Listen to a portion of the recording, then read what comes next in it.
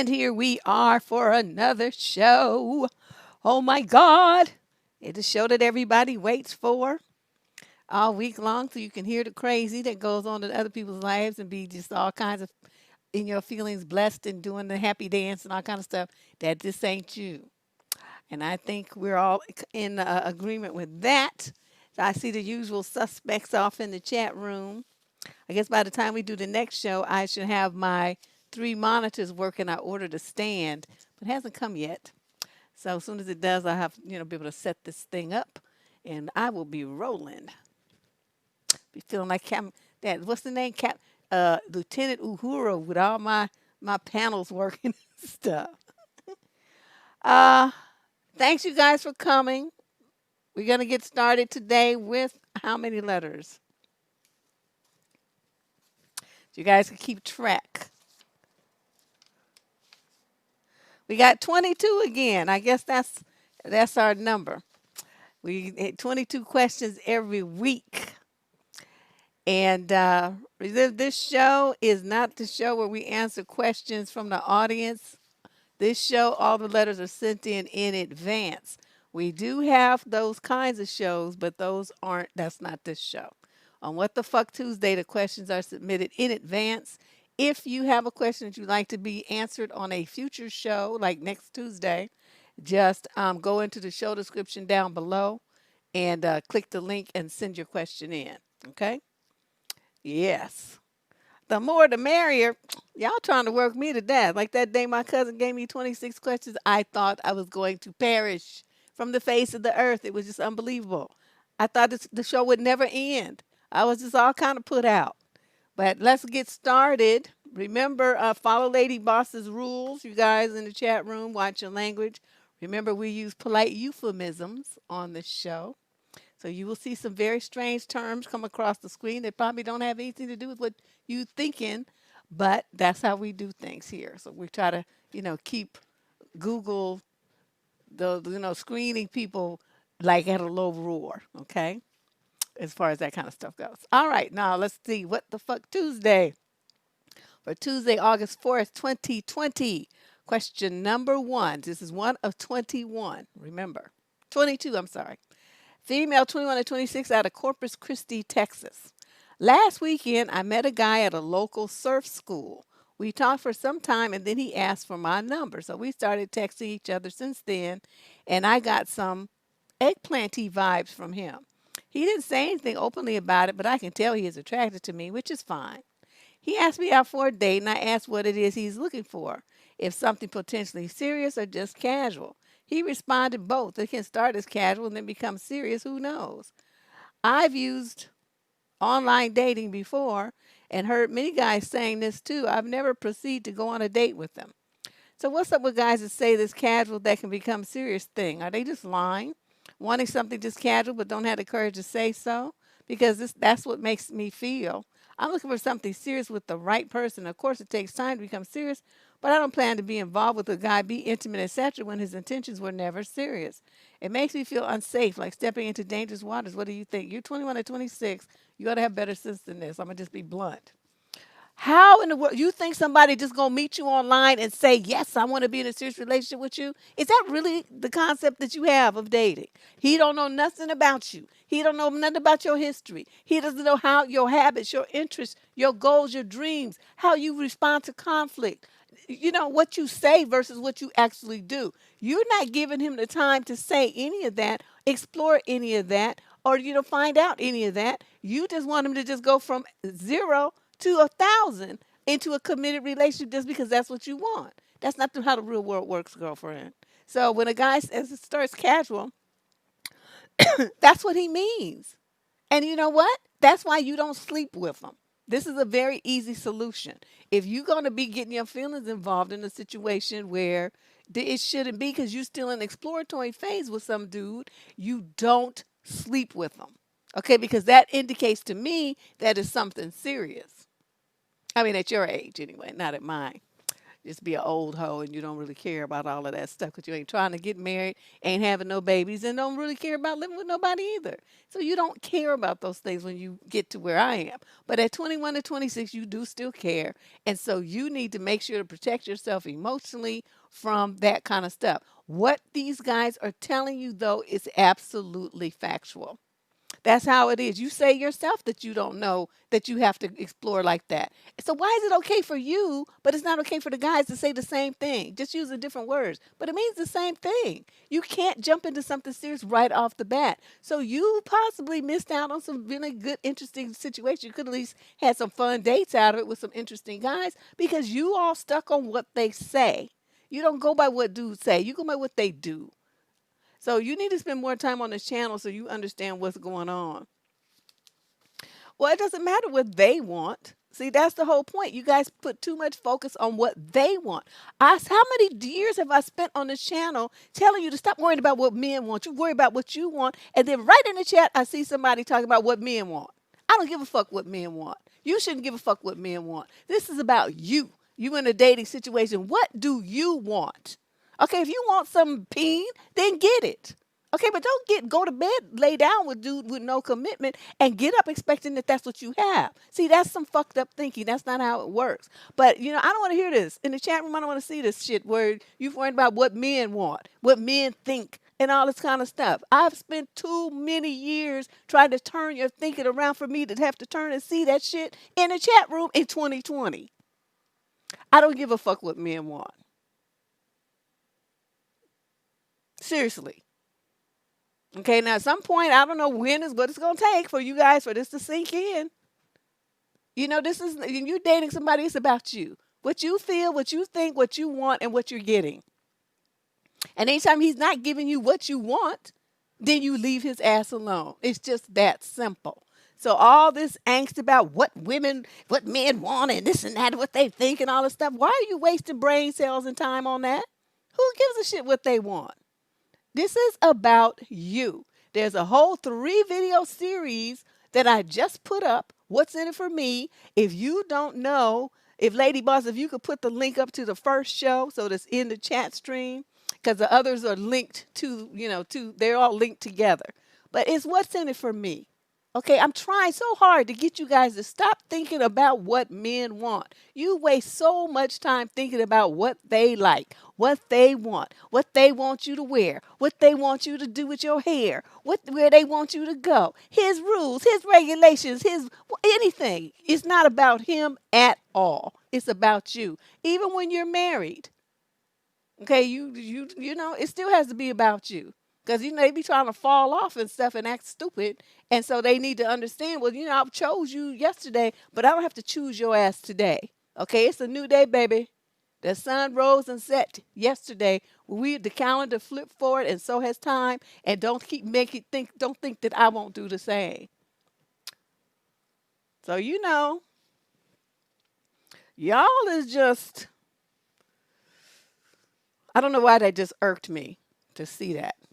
But anyway, that's what we do here. Okay, y'all, this is a true female empowerment channel.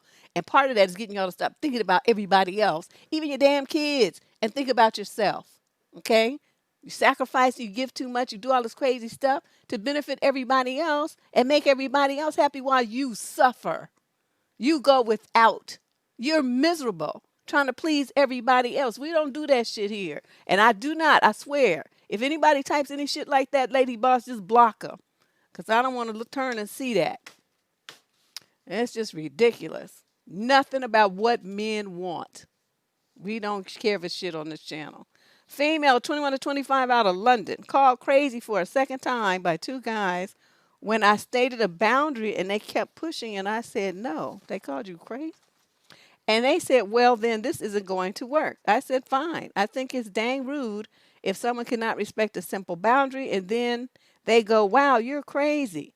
I thought no means no. Yeah, this is perfect. This follows just in line what I'm talking about. You have every right to set a boundary for what you want in your life, what you're going to do with your time, what you're going to do with your body, what you're going to do with your resources. Okay? Anytime they don't like it when they say that you're crazy, it just means that you're different from all the other wimpy women that they have come across whose minds are stuck on man pleasing, sacrificing for a man, doing anything to quote, get and keep a man. You know, there's men out here who respect themselves and who will respect you too. You need to hold out for one of them. Okay, don't waste your time with some knucklehead who think he gonna come in a date bossing somebody around. Where they do that at? These dudes be killing me. I'm just saying. I just, this is just the attitude of focusing on what men like and want. It just that's never going to get you anywhere, ladies.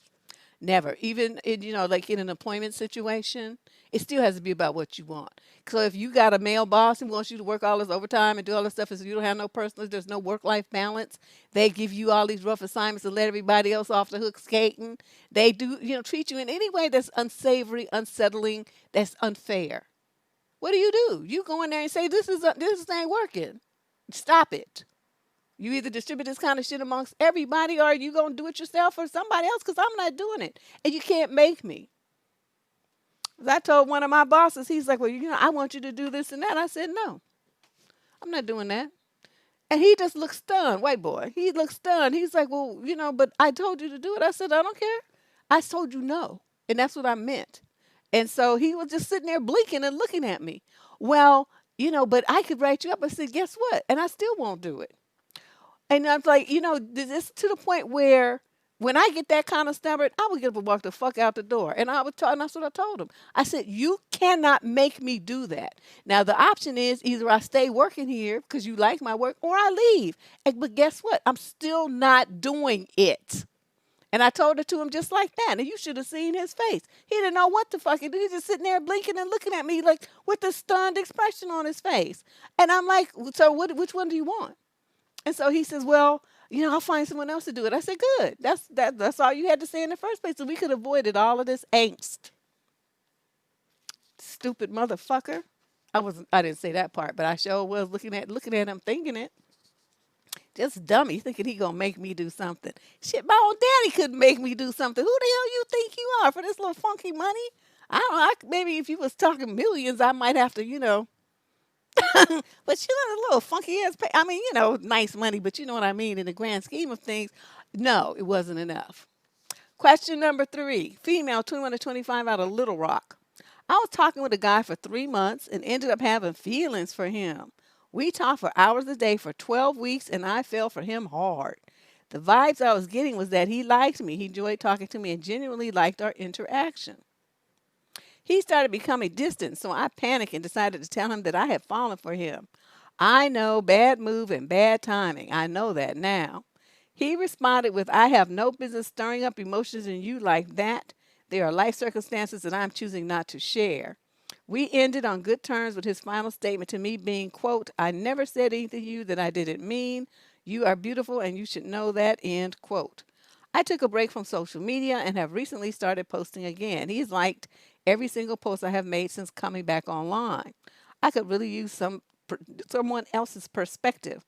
What do you think this means? It doesn't mean anything. This is what killed me about young people.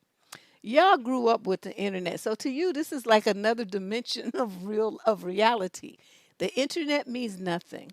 You know how many posts he could be liking, how many women's posts he could be liking in a day? Hundreds. Does that mean because he's had a conversation with them in the past and they developed things for him that means that he likes them? No.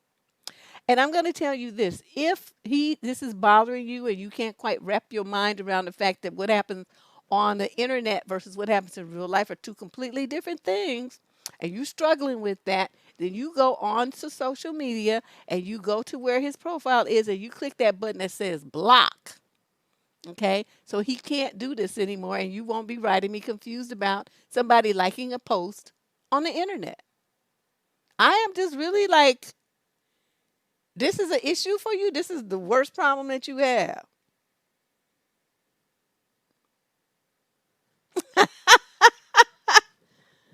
Okay, that's what you do. Okay. Question number 4. This is from a male, 37 to 45, out of the UK. I am guilty. My wife is very, very angry and hates my guts, and rightly so, as I have been messaging a woman at work, and she found the messages on my phone. The messages are not eggplanty in any way, just normal things like funny memes, work related convo, day to day chit chat. The cheating is not telling my wife about the messages and keeping them from her. Okay, so you have a sin of omission. The messages are things about what we talked about in the office and things I would say with friends anyway. The issue here is I have constantly only been saying bad things about this woman, appearing to make out that I hate her, and yet I'm still messaging her like we are friends. My wife thinks I've been doing this because of an attraction, but I can't reiterate enough. There is no attraction, never has been. I can understand where she's coming from and how it looks. I take full responsibility for what I've done and understand it is a form of cheating. I never thought of it that way while I was messaging her and completely see what it's like. Stop fucking lying. You did think of it that way. That's why you didn't tell your wife. You think I'm stupid? You think that you're going to write me with this bullshit and I'm not going to call you out on it? You think that I'm just like Susie Frou Frou? You a goddamn lie. I don't blame your wife for being pissed. You stupid. No matter what I say, she thinks there's something there, and I can say 100% there is not. Presently, I'm really struggling, and I feel like I can't cope. I'm stuck in the house due to lockdown, and it's causing my wife even more anger having me around. And I feel absolutely terrible, angry, and upset at myself for making my wife feel the way she is. I can't get my head around my wife thinking there's something going on. I know everything I have done points to it, but call it naivete or whatever you want. None of what I did was intended to hide any feelings for this person. No matter what I say, everything is dissected to show that I have feelings and we have something going on, which can't be further from the truth. I still love my wife and never have been unhappy in our marriage. What do? You slap the fuck out of yourself. That's what you do, sir, stupid sir. Let me tell you, go on this channel because you know this is a bonehead move, and a lot of dudes do this because all they think about is themselves. You can't project in the future. Wow, if I do this and I say this, it might cause a problem in my marriage because my wife is not going to understand why I did this. There's a process that you do, and I did a video on it called "And Then What." I will try to remember to link it up here. And then what? You know what you do when you use the "and then what kind of a process? Before you do something stupid, you say, okay, if I do this, then what might happen? If I say this, then what might happen? What might this person that I care about think or feel in response to my behavior or my words? Then what? And then you make that little thought bubble come up, and then you run through various scenarios. And had you done that, sir, you would have seen that none of the options that you processed in that big head of yours was gonna be where your wife was happy, more in love, and your marriage stronger because of your choice. That's why you're stupid. Because you didn't take the time to think that. You just going off willy-nilly with some silly bitch at your job and hiding it from your wife. And of course she's going to think that you're lying more because you lied about that.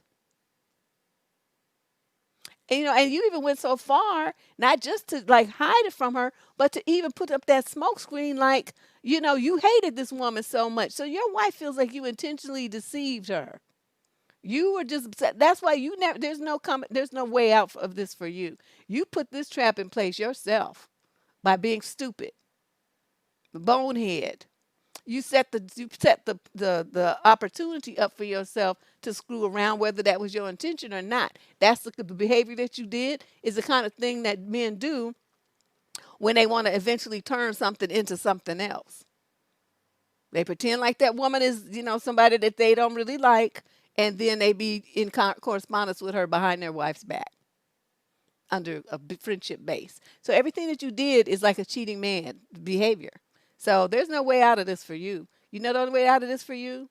To change your phone number and never be in this contact with this woman ever again. To get on the phone with this woman and tell her, you know, I did made some mistakes. I'm going to cease contact with you. We're only going to, you know, interact with each other at work or as we need to by email. So it'll be something that I can show my wife. And I'm telling you this right now, there will be no more, you know, outside of work socialization between us. And then you change your phone number. Okay. You might gain some ground by doing that. Maybe. But you better start thinking about what you do in the future because this was hella stupid, hella stupid, just ridiculous. You know, you lucky that's all she doing is being mad because I would have beat your ass, hit you upside the head with something blunt. Question number 5, female 18 to 21 out of Chicago. Ugh, the Dustyville. I'm 19 and I work at a children's tutoring center. Due to COVID, I've been on temporary leave since April. One of my coworkers, a 36-year-old man, has been lightweight, freaking me out since my first day hired. There's just something very off about him. Where we tutor is this really small unit that doesn't have a restroom, so we need to chaperone the kids to a public restroom a couple of blocks away. What kind of place is this? It's a whole process. My boss instructed my 36-year-old coworker, let's call him L, to show me where the restroom is. Mind you, it's on the bottom floor of a parking garage where no one can see. When me and L get down there, we're alone, and I tell him I'll meet him back at the center because I need to use the restroom myself. Then he says, let me know if you need me to come inside and help you, which was rather off, but I ignored it. You never ignore stuff like this. I can see where this is going, and this is just not going to be good. Throughout the months before shutdown, he always seemed fixated on talking to me, asking me about how my weekend was, shoehorning into conversations that weren't relating into work. Furthermore, because we were the only two English teachers, we had to share a desk, so I was seated a few inches from him at any given time. I would sometimes catch him staring at me. One day in March, I asked Elle for clarification about assigning grades. Instead of just answering my simple question in real time, he was like, I can send you a picture of the rubric. Why don't you give me your phone number so I can send it to you? This is what I mean by being fixated. It always felt forced and intentional. I can confirm that because 1 week later I got sick and didn't go to work. That evening I received a voicemail from him asking where I had been that day. Once quarantine started, I received a text from a number I hadn't saved asking if I needed help filing for unemployment. A few weeks later, I received another text like, hello, it's Elle from work again. I was wondering if you got on unemployment. I didn't respond to that either. Why does this nearly 40-year-old man have no one else to talk to? Put it in the context that we work with children, it makes me uneasy. Yes, I know there's a huge leap from being a twedophile and a dude who's simply creepy, but if he's all too comfortable hitting on a barely legal coworker, it makes me question his motives for working a minimum wage job in childcare, especially since he has a bachelor's and could qualify for a high-paying job. Good job with your thinking. That's very smart. All of our other coworkers are college students, so it's not hard to notice that. It's not like he isn't aware of my age or could be mistaking me for someone who's older. I look young. Once I mentioned I was going to a political rally, and out of the blue, Elle says, aren't you too young to be into politics? What are you, 17? Which is a stupid sentiment regardless, but I also found his preoccupation with my age off-putting. I feel if I were to tell my boss, it might get brushed off as me overreacting or being paranoid, since nothing he said or done has been explicitly sexual or aggressive. What unsettles me is the fact that he's a much older man and he's been contacting me outside of work. I have no interest befitting a 36-year-old man, and they should have no interest befitting 19-year-old girls. If all goes to plan, next month the center will rehire me. Is this behavior reportable? How should I go about this? I would look into getting different employment. I would never go back there again. But if this is something that you really do, like say it's connected with your major, it's something that you can use to, like intern hours or something, and then so this makes sense for you to stay there. I can understand it. So what you're gonna do then is go to your boss, and you're gonna tell him or her, whoever it is, what has been going on and how unsavory how it makes you feel, and how this person has been contacting you outside of work when you did not ask him to, and he's repeatedly doing it, and been very pushy and aggressive, and you want it to stop. He is not to contact you at all ever about anything, and you reiterate that he's old enough damn near to be your daddy, so you're not trying to be around dealing with some dude like that in that way. And he shouldn't be trying to flirt with you and trying to tell you to come. He can come in the restroom with you and stuff like that. That was blatant sexual harassment. You don't see it that way, which I'm just shocked at. But that's what that was. Anything that has to do with any kind of sexual activity between you and him, or inappropriate intimacies of the body and all that kind of stuff, any jokes along that line, any touching along that line, any verbal innuendo, are all sexual harassment. And so that's what he's doing to you.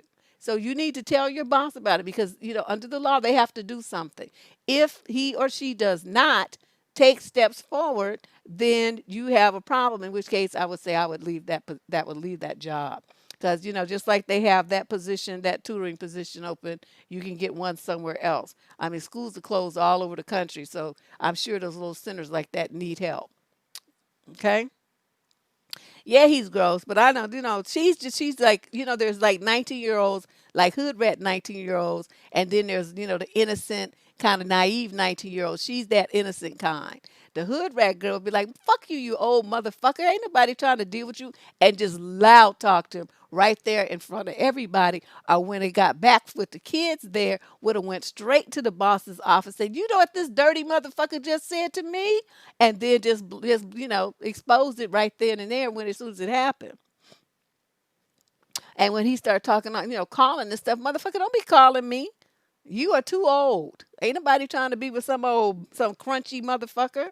Your ass is about to be dried up, and compared to the men I date, nobody's interested in you like that, grandpa, or something like that, just to insult him. Men hate to be called old. That's why that's my favorite thing.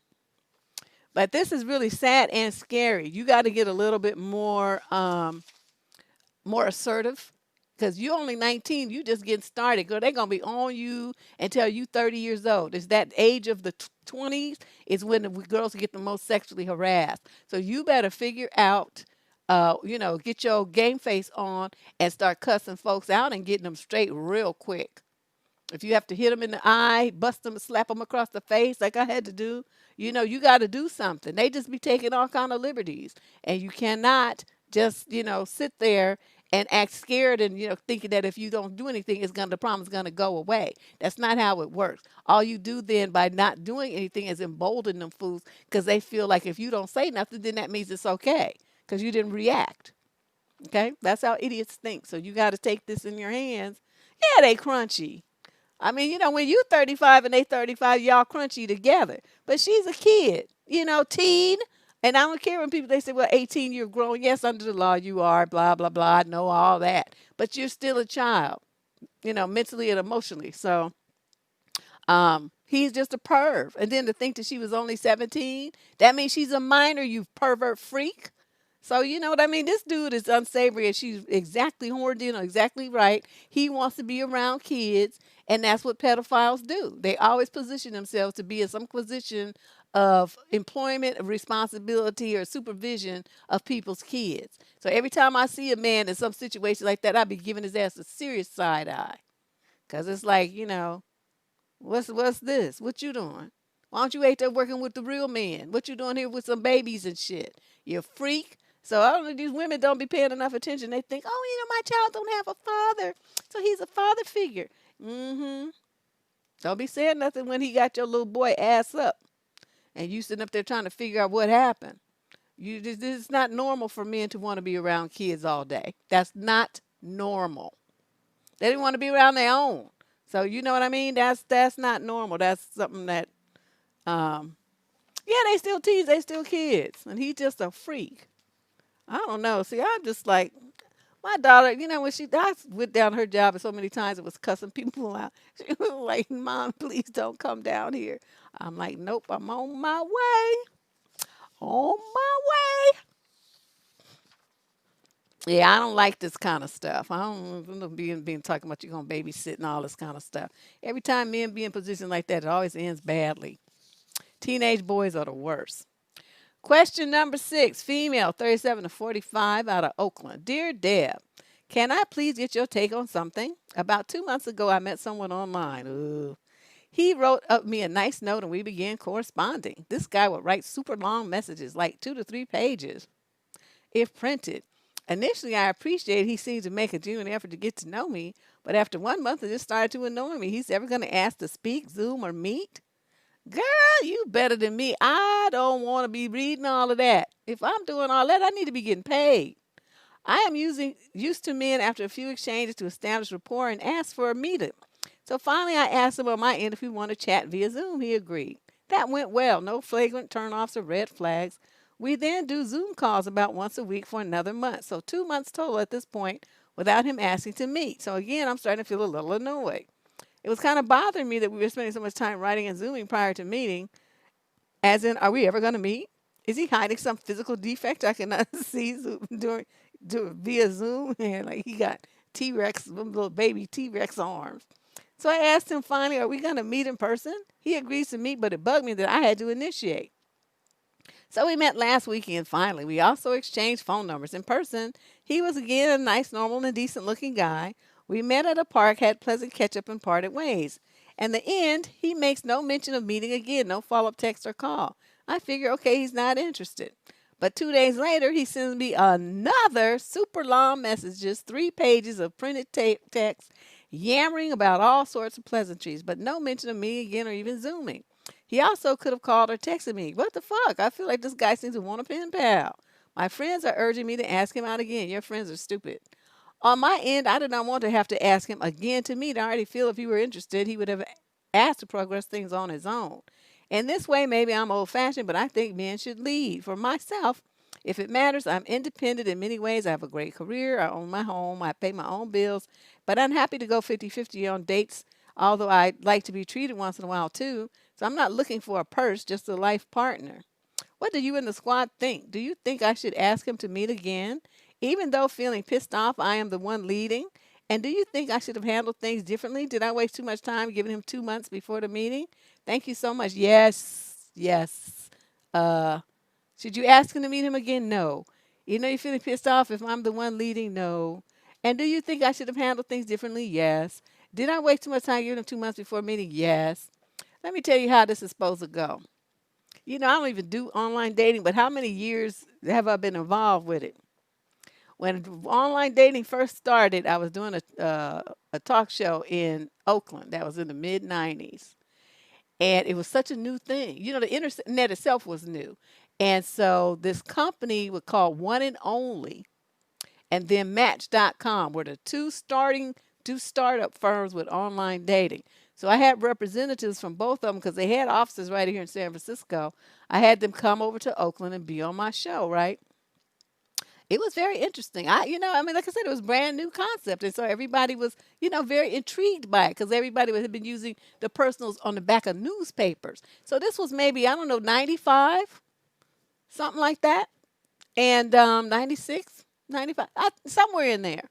And so I asked him all these questions and got the scoop about it, and I was like, this don't sound right. And since I've been around people who've been doing online dating since then, so that's been like 20 something years, um, I've never seen it work out well when people do what you did right here, which is chase the man and push things forward. If a man is interested in you, he will ask to see you. He will want to see you. It will be this burning desire in him to spend time with you and lay eyes on you because you guys are connecting so much in words and stuff. Why not? Is he going to be sitting there thinking about it? The fact that this guy did not push for a meeting tells me something else. Either he got a girlfriend, he just fooling around online, or he's married and just fooling around online, or he's bi and not really, tripping about women, just enjoys women's companionship maybe, or he's one of those weird, he might look normal and all that kind of stuff, but he's got some issues on intimacy and developing rapport with people and maintaining it, kind of Aspergery kind of, thing where he can't really do that very well. So the best relationships that he can maintain are ones that have a lot of built-in distance, like letters and texts and all this kind of stuff, emails. So it's going to be one of them four. But is that what you want? You don't want to mess with a married man. You don't want to be a side piece to somebody who's got a woman. You ain't trying to help some dude who's confused about his sexuality figure it all out. And you don't want to be with a man who can't really represent himself and be in a relationship with you and communicate with you in a way that you need him to. So in a situation like this for the future, if they start writing all these books, you shut that shit down immediately. You say, I don't mind, an initial get to know you, whatever this was, email, text, whatever. But, I don't have any interest in reading novels. If you want to talk to me, we should be talking on the phone. Otherwise, if this is how you like to conduct yourself, I'm going to bow out on this. Thanks for, checking me out on my profile or whatever. And then you just give him the deuces. Okay, now, what does that do? That puts you in the power seat.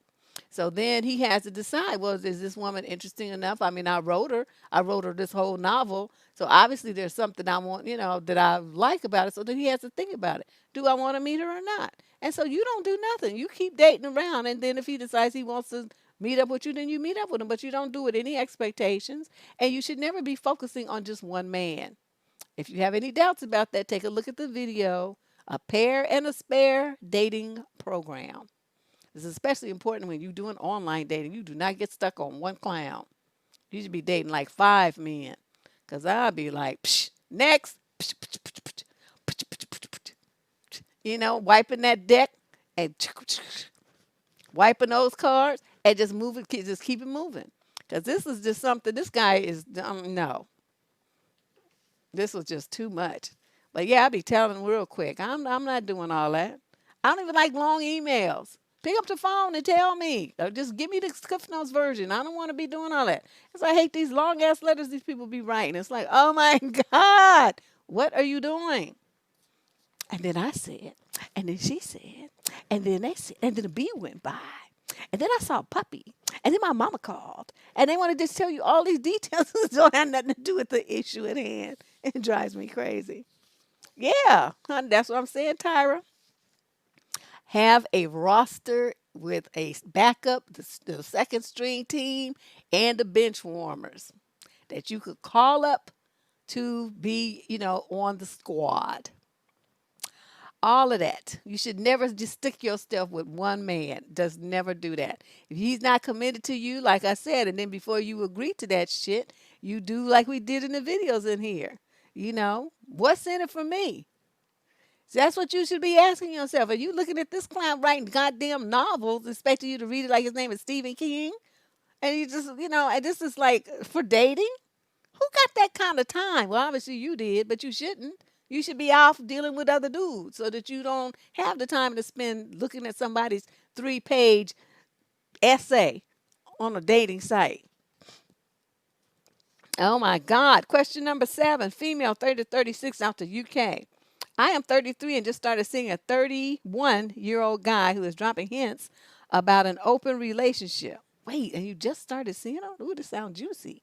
I ignored the first red flag that this guy I just started hanging out with follows a shit ton of Instagram models, which to me signals he's the type of guy who's always looking for the next best thing. Then after our first date, he went to a burlesque show with his mates and made the point of texting me how beautiful the performers were. I also gave him a restaurant recommendation that he went on his lunch break, and he made the point to text me the girl working there was the sweetest. All these little comments about other women, along with the fact that he talked about having an open relationship before and that he's had a foursome and that he's interested in polygamy, to me just says he's trying to get my buy-in for him to screw other people before we've even slept together, which sucks because I just started seeing him, but I really like him. And she put really in caps. I have voiced I could never be comfortable with this. Should I walk away now or am I overreacting? Okay, what's in it for me? Ask yourself that question. This is like a no-brainer. Is this what the kind of relationship that you want? What's in it for me? Other women, STDs, drama, right? You haven't even gotten into a relationship with him and he's already set this up so that he's just, a free agent. And then he's just disrespecting you by telling you about all these other women. Why did you not shut that down? Why did you let that continue? See, men are stupid like that, and they're going to keep pushing the envelope until you stand up for yourself and establish some boundaries, and you haven't done that. You just be listening to him like, like it's just a normal thing to hold on to the phone and listen to some simple bullshit or read text from some idiot that's expressing simple bullshit. What's wrong with you? Okay, what you are supposed to do, and keep this in mind for the future. Let's see, how did this start? He follows the son of Instagram models. Okay, that to you, that means he's looking for the next best thing. That's all you needed. If he follows a ton of Instagram models and you want a man who's following you, then what does that tell you? That means what he's offering, the what's in it for me question, he's not giving you anything that you need. Okay, that was a very simple, clear cut, and immediate response. Okay, Then he sends you a text telling you how beautiful performers were at a show. What you're supposed to do is write him back and say, I don't give a fuck. What's that? What you telling me that shit for? You lose my number. That's what you're supposed to tell him, so that he knows that was not inappropriate behavior. But you know you still dealing with him. And then he goes and tells you the girl working there was the sweetest with some hearts and shit. And you still dealing with him. Okay, so he's up in the ante. And then he gonna tell you about these open relationships before and all this stuff and all that, blah, blah, blah. And you still listening. And I'm just like amazed that you were giving him that much time over some bullshit. Is it that hard out there that women um are just like so desperate for men that they will take bullshit like this to try to have a relationship? I'm just unbelievable. It just is just unbelievable to me.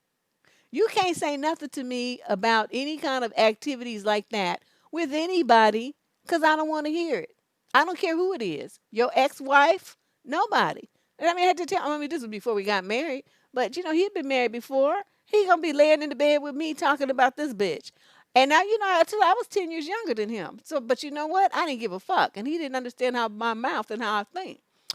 And I just sat straight up in the bed. I said, look here, nigga, there's room in this bed for two people. So it's either going to be me and you or it's going to be you and her. Which one do you want? Because I don't want to hear about this bitch no more.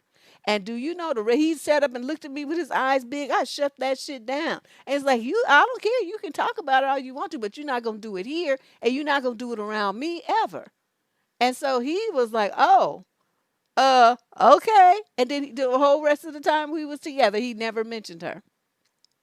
I knew there some times when he wanted to, and I would cut him that look, and you could see his Adam's apple move, and then whatever he was getting ready to say, he swallowed it because he knew you don't say that because I'm gonna go the fuck off, and I don't care who's here. I'm gonna lose my mind and act a zip damn fool and let all my Fillmore out, all of it. So, you know, you guys have to have strict boundaries with how you deal with men. You don't let no man talk to you like this. Yeah. I'm like, Shh. I don't even know. He would have got so smooth, told off, and cussed out and told about himself. His mama would have got talked about. His raggedy ass daddy would have got talked about. His great grandparents would have got talked about. Everybody. Because obviously there was something wrong there genetically because they produced you. So there's a long line. You come from a long line of fucked up idiots, which culminated in your birth. And so, you know, I just can't with these people. Let's move on. We got question 8 of 22 questions today. My hair. Why does it always do its own thing? Look at this. I guess I should have put some conditioner on it. Female, 30 to 36. My mom is in her mid 50s and is always comparing me to her friends, kids, and other people. It is damaging my mental health and making me resent her. How do I manage to deal with her moving forward? I'm now 30 and I'm constantly berated and crapped on by my mom. It's just getting ridiculous, Deb. I'm a PhD candidate and the only person in my family to pursue a doctorate. She's constantly comparing me to everyone else's kids who have all gotten married and had children and live completely amazing little white picket fence Facebook lives. I didn't choose that life, and it's almost like she's punishing me for it. I struggle with depression and anxiety. I'm not where I want to be in life, but on paper, I'm successful. I'm so tired of her playing into the fake bullshit. When I call her out on her behavior, she immediately shuts down and plays the victim. She has chronic health problems, but she plays them up for sympathy. She's always a martyr, and everyone else is out to get her. I am struggling. Even when I was little, I was the mom in the family. I have always had to parent her. How do I deal with this? I'm going crazy. Need advice on how to manage our relationship going forward. You need to put up some boundaries. I mean, I'm not understanding how it's one thing when you're a kid and you don't really have any power. You don't have any voice. You're not independent. You depend on your parents for everything. So it's a lot of stuff as a child that you have to deal with. Okay, but once you're an adult, you don't have to deal with that shit. You and your mothers get started with that shit. You don't know how to hang up. You don't listen to that. If you're in the same room with her, you get up and walk out. I mean, why is that a problem? And, you know, it's like all this stuff about the friends. It's like, yes, sure, yeah, they'll be going through their divorces soon enough. And do you go still be talking, still be bragging about them? I can't wait. I say fucked up shit like that to her. And she's like, she's got health problems and she's like, trying to use it for sympathy and all that. Your mama's like a narc. So when she trying to, play for sympathy and stuff, you just say, well, you want to act like you at death's door, so why don't you just go ahead and die? What kind of flowers you want at your funeral? Because I'm tired of hearing about it. If you want to die or you want all the sympathy before you die and stuff, I'm not going to give it to you. I'll give it to you at your funeral, though. So why don't you just hurry this process up? Because I'm tired of hearing about it. That's what I would tell her. It's just like, I don't want to hear that. And I don't have no sympathy for people who want to talk about dying and people who want to whine about they're going to kill themselves and all this old stuff. Do it. Okay? Be like Nike and just do it. Because I don't give a fuck. You think you're going to manipulate me into doing what you want me to do by playing that sad song? I don't give a fuck. You can put that shit on repeat for the next 200 years. I don't care. And it's like, it don't matter if it's your mother. Yeah, bitch, what kind of flowers do you want? Because I am like, but you got to say, even though, like people say, Debbie used to say crazy things to people. That's what you have to do sometimes because you're dealing with idiots. When you're dealing with narcs, all the polite, rules of society and, oh, you shouldn't say that. Oh, you shouldn't treat people that way. Oh, you should be nice. None of that shit applies when you're dealing with a with a narc, you better get straight gully and just tell them straight up, all this, just be as rude and foul as you want to be. Whether it's you or not. This is a strategy we're talking about here. We're not talking about what's reality. We're talking about a strategy for you to shut their shit down. Okay? But she, she berating you and getting crapped on by your mother and just stuff. So, why don't you crap on her and berate her back? Say, what have you done so fucking great in your life? Where's your PhD? Where's your husband and wonderful white picket fence family? You don't have none of that shit, but you trying to force that old Susie homemaker bullshit down on me. I don't want that. I want to achieve greatness. My greatness is not gonna be on popping out some fucking babies for you to be a grandmother. And plus, I wouldn't trust your ass anyway, because the way you talk crazy to me, if you did it to my kids, I'd beat your ass all up and down the street for that. You're not going to talk to my kids crazy, so it's best that I not have any because of your ass can stay vertical and above ground. Because you talk to my kids crazy and her to send them home crying stuff, bitch, I will beat your ass. That's what you need to understand. So it's best that I don't have any kids. And I'm not having kids out of wedlock, so it's best I'm not married. So we don't need to have this conversation no more. Oh, what does my shirt say today? It says, always be yourself. Unless you can be a T-Rex, then be a T-Rex. But the main thing is always be yourself. But I love T-Rex. I always make reference to them T-Rex arms on men, right? Me, I love T-Rex. I will cap on somebody about a T-Rex in a minute. That's just my favorite thing. Yeah, I don't know. This mother, she wouldn't want to be, I don't know. So anyway, you wouldn't be struggling with depression. Do you know what depression is? Depression is anger turned inward. You not allowing yourself to express it, so it's just seething inside and stuff. But you blow up at your mom a couple of times, your depression will magically lift. You'll be like, oh, it'll be just all wonderful. Angels will be singing, harps playing, and all kind of rainbows and birds and tweeting and whatnot. You'll be fine. But you got to stop holding it in and blow her hair back. Trifling piece of shit. Okay. Question number 9. Male, 18 to 21 from the UK. I recently found out that my mom and my grandparents kept blocking my father from seeing me my whole life. Had lied and told me that he had abandoned me. I'm pissed because this is new to me, but I need advice. Should I cut them off? My parents were never married. They were 20 years old when they had me and broken up by the time I was born. I was raised by my grandparents, my mom's family, for the first few years. I've seen my dad maybe twice my whole life that I remember. Now that I'm an adult, I met up with him and he told me the years he spent trying to see me. He showed me all the stacks and stacks of paperwork and legal stuff. I met my other grandparents and I cried. They were genuinely nice people who loved me and never met me. I never met them. I was robbed of these relationships because my mother and my grandparents were being petty. I confronted my mother, who said she didn't think he was a good guy and she didn't want that to rub off on me. She said he's lying and he never tried to see me. She's doubling down on that he abandoned me. We got in an argument and I left. I want to cut them out of my life now because this is world shattering to me. They didn't think of me at all in all of this. Do I cut them off or take a break from my mother and her parents? I don't know how I can reconcile if they won't admit their wrongdoing. A lot of times, and I'm not saying this is the situation here, but I'm going to say this. A lot of times when, especially the parents, they're mad because the boy abandoned their daughter. Because see, that you said by the time you were born, they had already split up.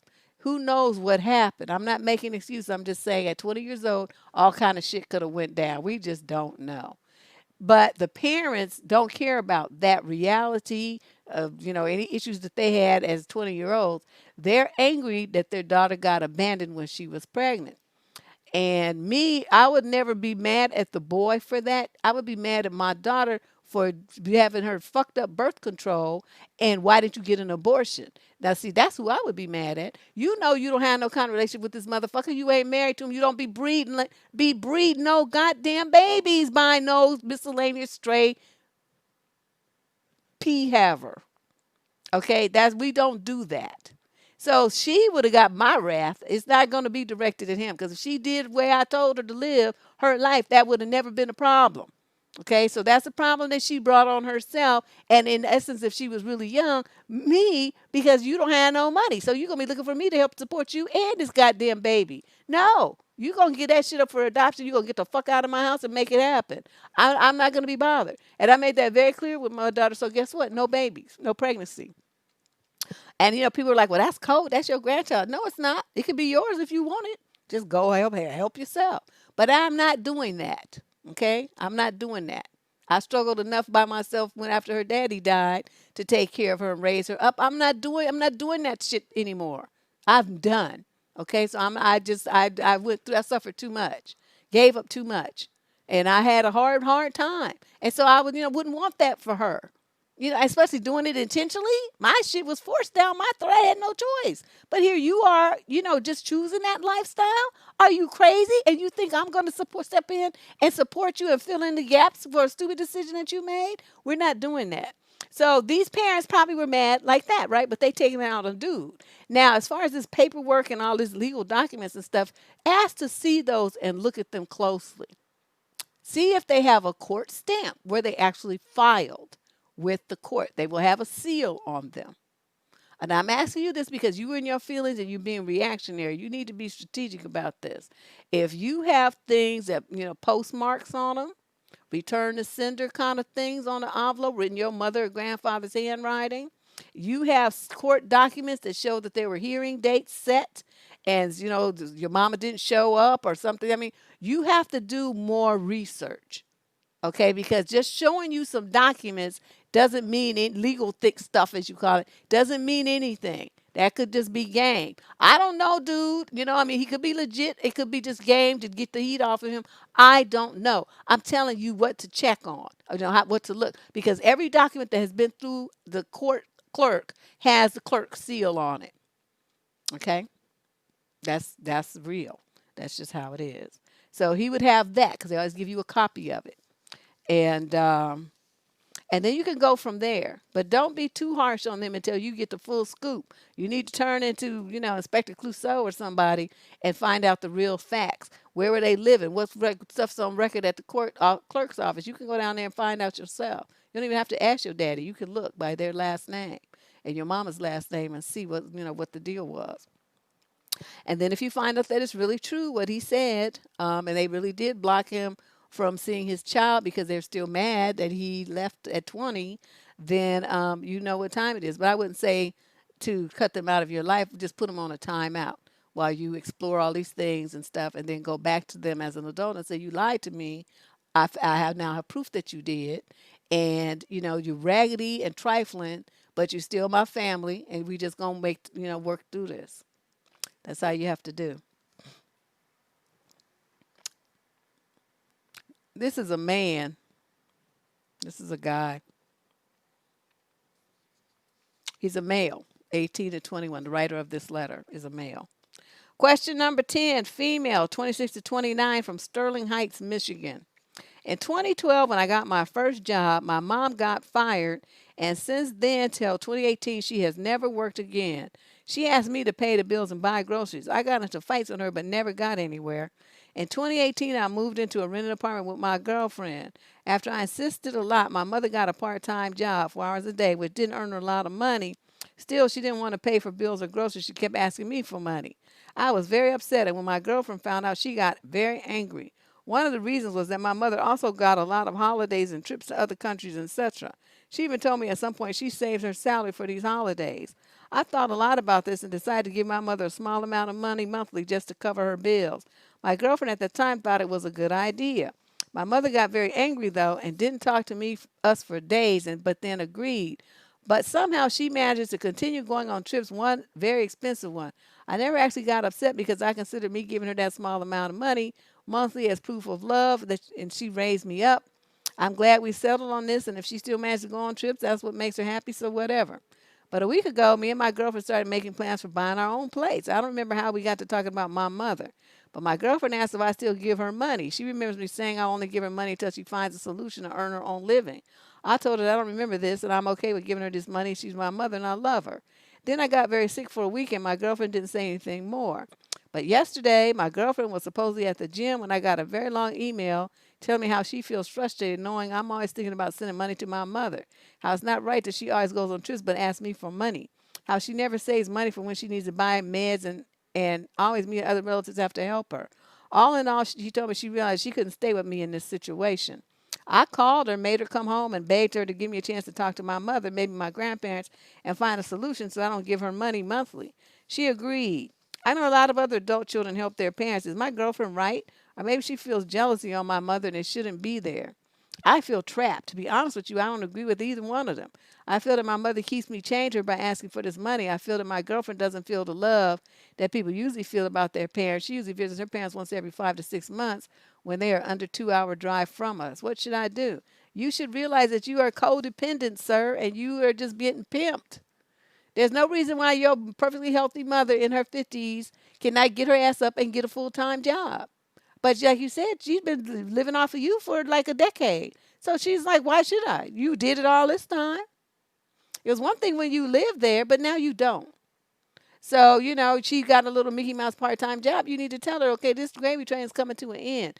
You need to get a job because I'm not going to give you any more money. I need to save my money for the family that I want to have and my kids and what my kids are going to need. I can't be giving it to you. You on your own. So make it happen. Stop going on so many trips and buy the medication you need, or either that or just die. I don't know what you want to do, but either one is going to be your decision because I'm not giving you no money. And just hang up the phone. You got to realize at some point, sir, your ass is not trapped. This is like a wimpy little pissy attitude of a punk bitch motherfucker.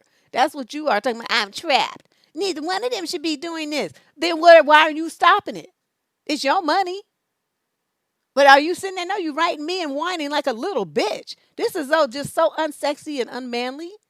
This is just not cool at all. If I was her, I would want to leave your ass because you just, ugh. There's no testosterone in your whole body.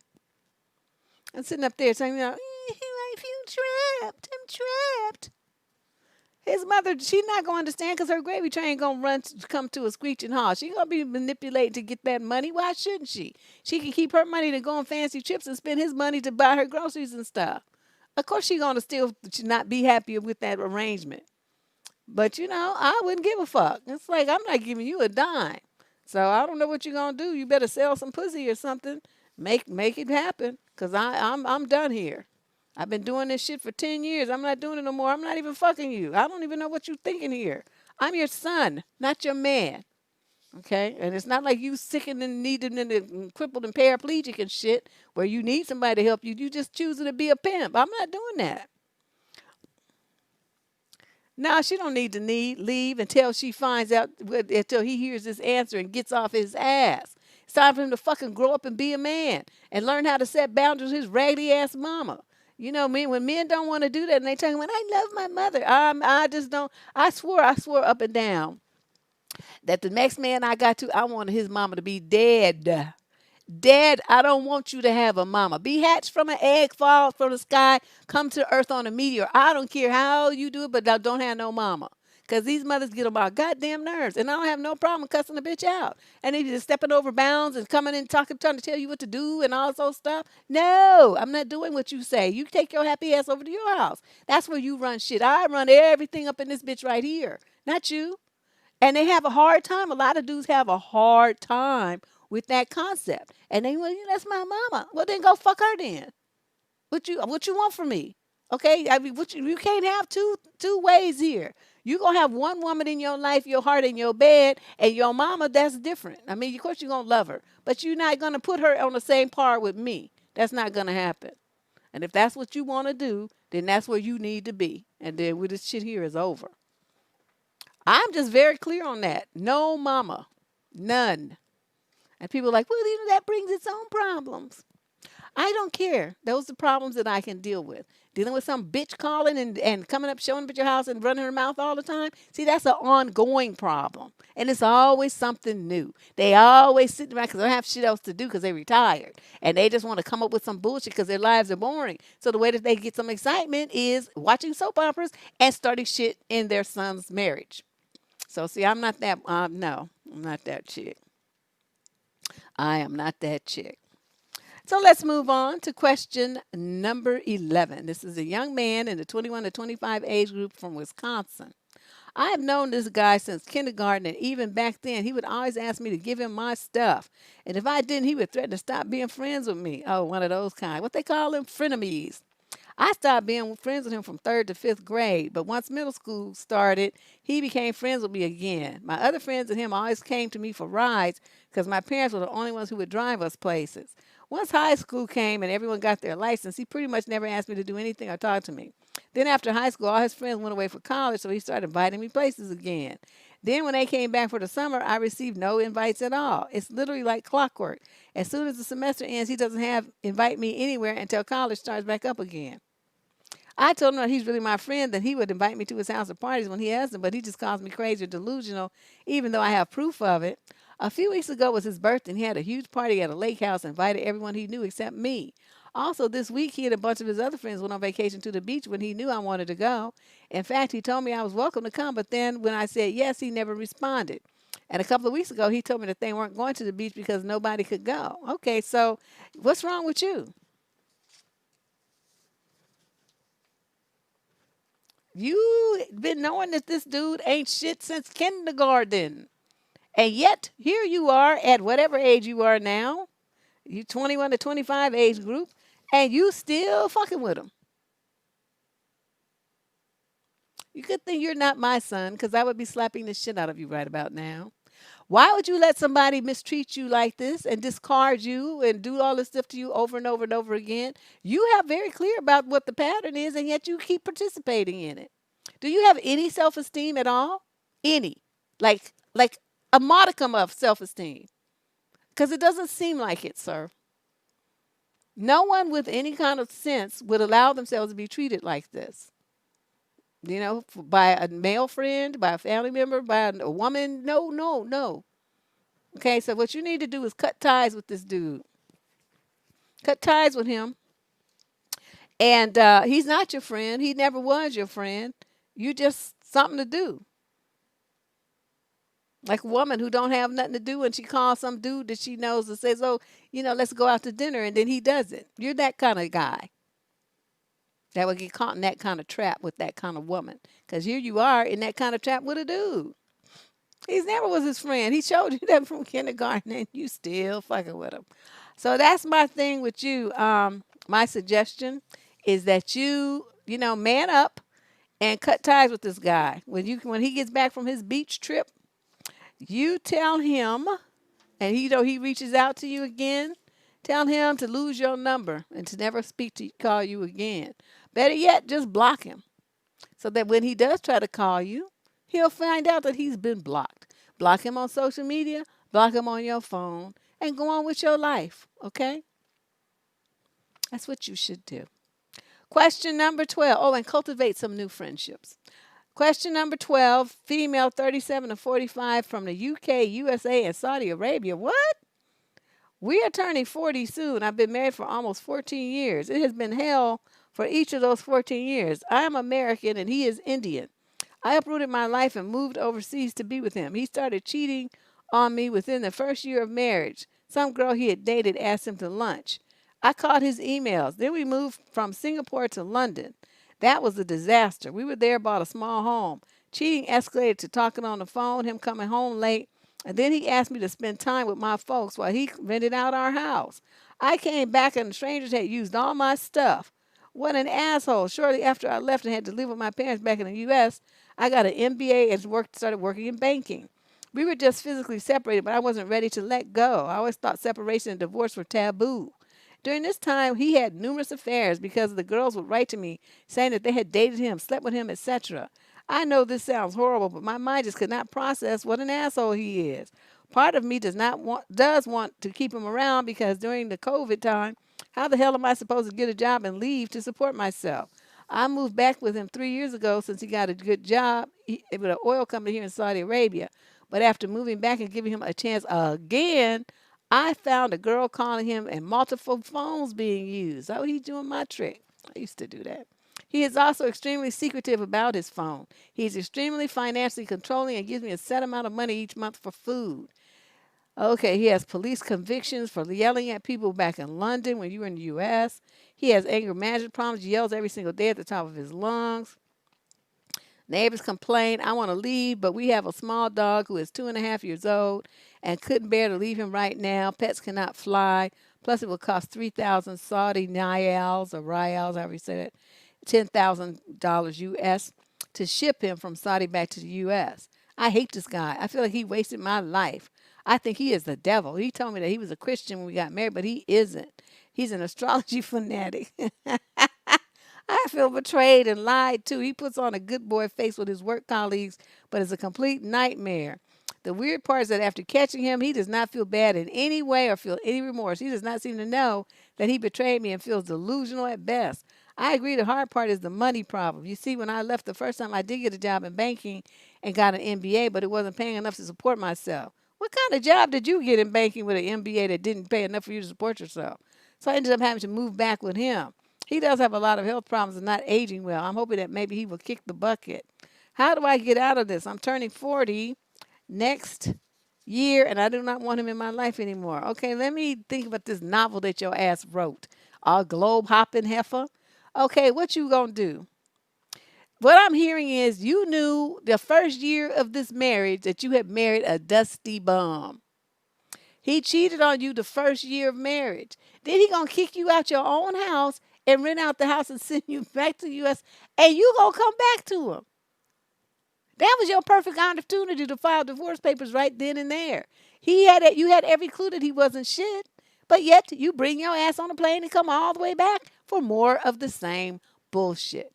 Then where you are now, he's using multiple phones and he just doing the most and just don't even care that he's hurting you. You know why he doesn't care? Because he did all kinds of egregious things to you before and you stayed with him. So now he knows he doesn't have to respect you. He don't have to do nothing you say. He don't have to look at you no kind of special way. He don't have to do nothing because you're desperate. And how you gonna what kind of MBA did you get out of a box of Cracker Jacks? How do you get an MBA and you working in banking and you can't make no money to support yourself? Where they do that at? Is you living in like the backwoods of Kentucky or somewhere? What in the world? Any metropolitan city with an MBA in bank finance, you could get a good paying job. They would make plenty of money for you to support yourself. So see, you making up excuses. Plus you're talking about a goddamn dog. Get another dog. They all look alike. They're all the same. Okay? Leave that one there with him or set it free like Free Willy. I don't know what you're going to do, but then you get your happy ass on a plane and go back to your parents. That's what you need to do. And file for divorce here in the U.S. because you're a U.S. citizen. And this is where you do it. This is like something wrong with her. And then just put all this whole paragraph about a dog. I want to leave, but we have a dog. You just looking for excuses to stay. So I'm going to say this. You say that you will do it. I doubt that you will because you just want making excuse after excuse after excuse. And this one about the dog just takes the cake. I'm not going to leave this abusive fuck, controlling, abusive, cheating, lying fuck because of a dog that you only had 2.5 years So that means you got the dog after he was doing all this stupid behavior. And so you just did something to lock yourself into the situation even more. I don't understand what you're doing here. So I'm not going to really give you an answer, serious answer, because you on some bullshit. And I don't have time for people who's on bullshit. The people who write this column have some real problems and they're really trying to figure out a way to get out of them. You're not. You just want to waste my time. You know? Question number 13, male, 26 to 30, San Jose. I started, quote, going steady. Dude, where they use that at? With a woman I've been seeing for about 8 weeks. We're both 41. I'm divorced and she's in the process of getting divorced. In the week since we discussed exclusivity, she's repeatedly told me that she misses me, including less than an hour after we parted ways. I mean, really misses me. She's asked to see me on every free night. We both have kids, and she's proactively finding sitters so we can spend additional time together. And she's talking out of the blue about helping me diet. I'm working with a trainer, have been losing weight. She's a nutritionist. After telling me last week that she does not seek to, quote, fix me. I like her, obviously, but this seems a bit much. Would you concur? How do I pump the brakes? You pump the brakes by opening your mouth. What is this with these dudes with no testosterone in their whole bodies? Dude, all you have to do is tell her, look, chick, you're not even divorced yet. Okay, and I'm just recently divorced. We're having a good time together, but that's all it is. You need to slow your roll. Don't be putting pressure on me to be seeing you every second and being all up in your face. We're not like that. Okay, we're just getting to know each other. It's cool and everything, but don't put any pressure on me like that. Okay, I'm not gonna be running the streets with you all the time. I'm gonna need to spend time with my children, and the same over there with you. So there should be our priority, not a new romance. And then as far as this, so you slow her down. And then as far as this, about helping you diet, you tell her, no, I got that under control. I don't need your help with that. Like, stay in your envelope. Okay. I'm a grown man. I can take care of myself and my needs. Okay. I don't need you to step in and do anything to help me. So make that very clear. Okay. Put that boundary up. And then, this stuff about her missing you all the time, just tell her, well, I mean, that's flattering and all, but I don't want you to miss me that much because it just seems inappropriate to the level of the relationship that we have. I mean, it's fine that you feel it. I guess I can't tell you what to feel, but I don't want you saying it to me. Okay. So you think about what I said and how you can slow this down and just let this unfold at a relaxed, calm pace while we both go through what we need to go through and take care of our children who are our top priority. And I'll talk to you later. And then you hang up. That's what you do. Yeah, going steady. I mean, like, what is this, like Richie and Fonzie?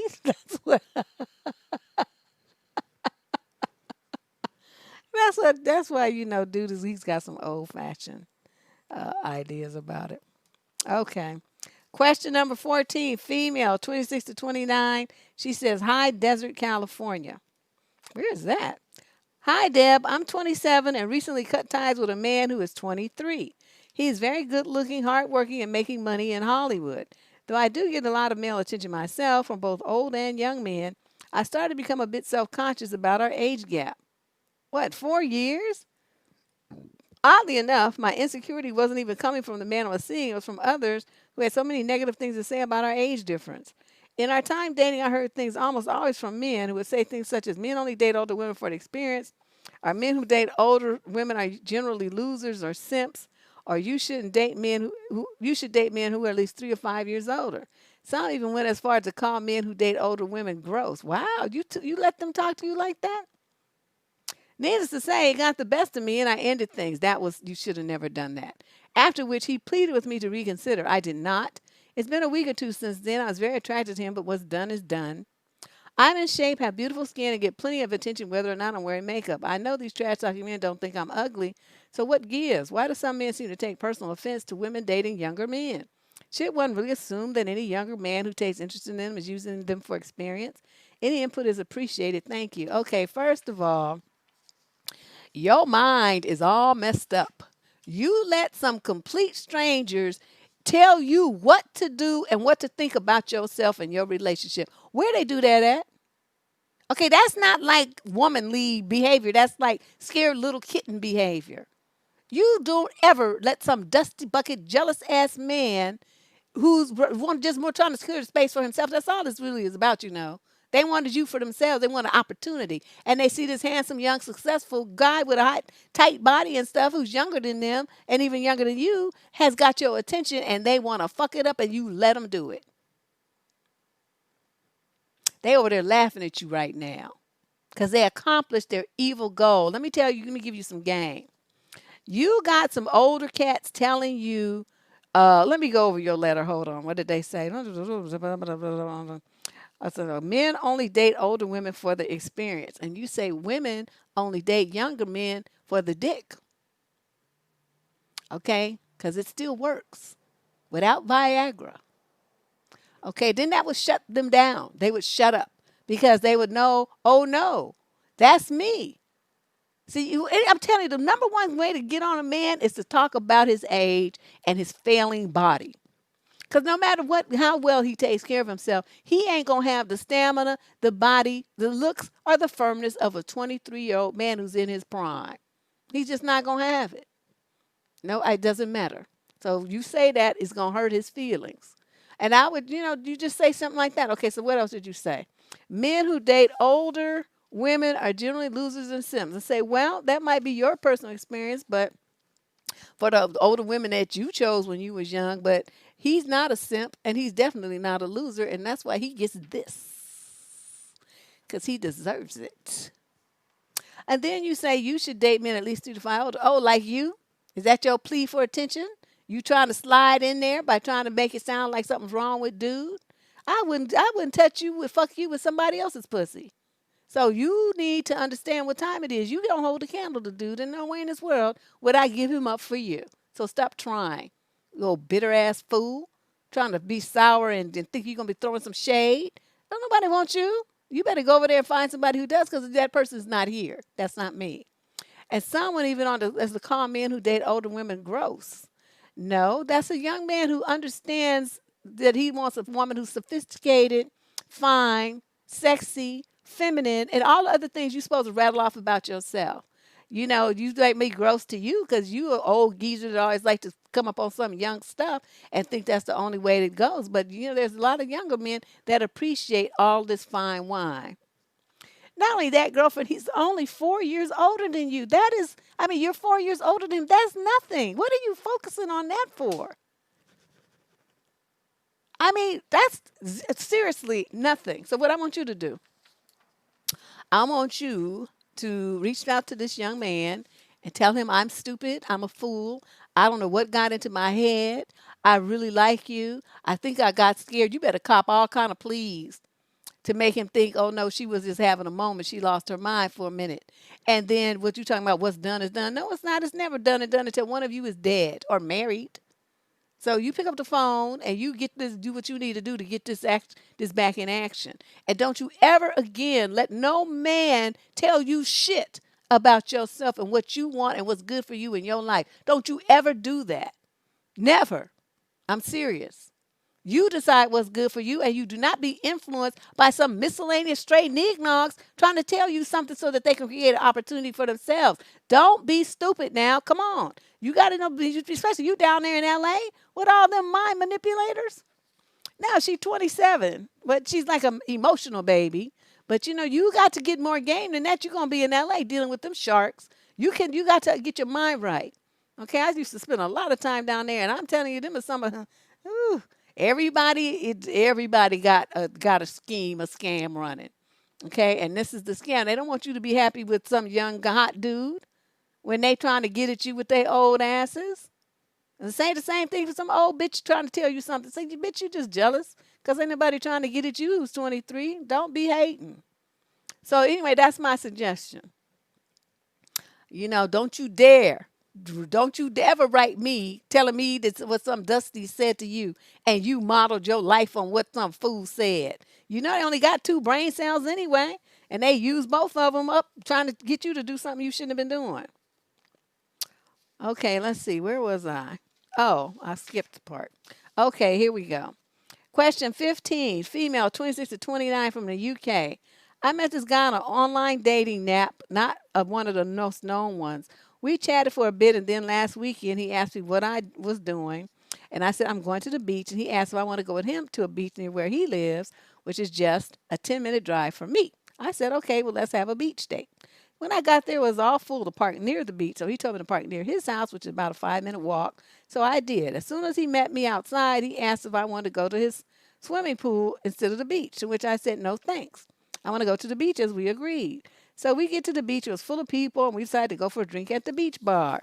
We stayed there for a while, and he asked again if I wanted to go to his swimming pool, to which I again said no. Then he said he wants me to go to his place and make dinner for me. I said to him maybe some other time, as I have to go back home to my house. Well, we went back to my car, and he insisted in me going into his house, to which I again said no, and I drove back home. Okay, so 1, 2, 3, 4. 4 times you had to tell him the same thing. And you stayed in that situation. You get 1 time. Okay? By the time he asked you the second time, you should have been cussing his ass out. Say, motherfucker, do you not understand what no means? I said no. Get my shit. I'm up out of here. That's how you do men like this. You do not entertain them or sit there and plot some other way that they're going to keep asking you the same question. Because, see, unfortunately, a lot of women give in. Luckily, you weren't that chick. You wasn't trying to be nice. You were keeping yourself safe. So, but a lot of you know, they go, oh, it won't hurt anything. I'll just be nice. It's just okay. It's okay. This and that, blah, blah, blah. Hold on a second. I forgot to turn my other lamp on. And I see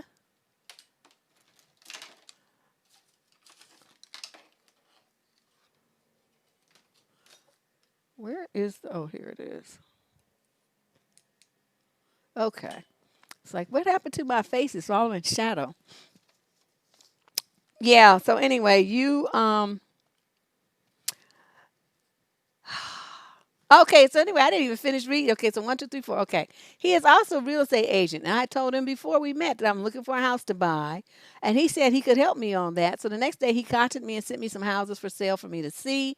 And I really liked one of them, which I'm seeing tomorrow with him. We didn't talk about what happened, but I think he only wanted eggplant that day.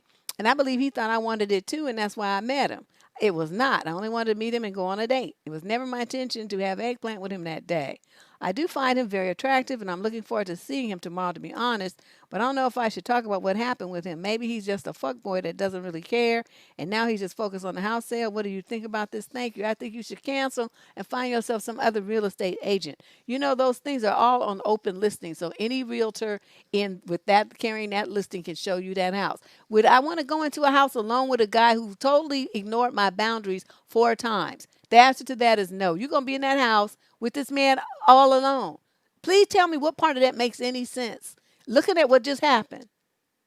You said no, no, no, no, no, and he kept insisting. Don't you think if he gets you in the house and he starts mashing up on you and you saying no, no, no, he's going to keep insisting? And you're going to end up with a sexual assault? And you're going to feel stupid? So you're not going to report it? That's where this is headed. This is that kind of dude. Because he doesn't listen when a woman says no. He has his own agenda. He's going to keep pressing you. Cancel this meeting. Tell him never to call you again. And in the future, if you meet a man who you say no and he doesn't fucking listen, you don't ever talk to him again. You don't give him a second chance or third or fourth chance. You don't do that. This goes for the rest of you too. Understand what that means. You got some motherfucker who's not paying any attention to your boundaries. He doesn't care what you want. Okay, so you cut him out of your life. That's what you do immediately. No explanation, no apology, no being nice, nothing about, well, I'm sorry, but no. You just say, you're one of them two dudes that don't listen to when a woman says no and doesn't want to accept the fact that I'm not trying to do what you're trying to get me to do. And so you don't want to listen, so guess what? Get off my phone. Don't fucking ever call me again. I'm about to block your ass. That's what you do. Okay, you take care of yourself and stop trying to always be so fucking nice.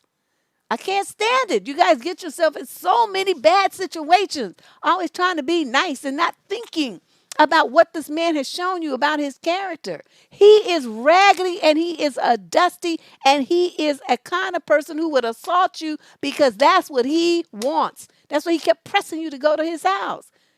It's like, are you seriously that desperate for some pussy?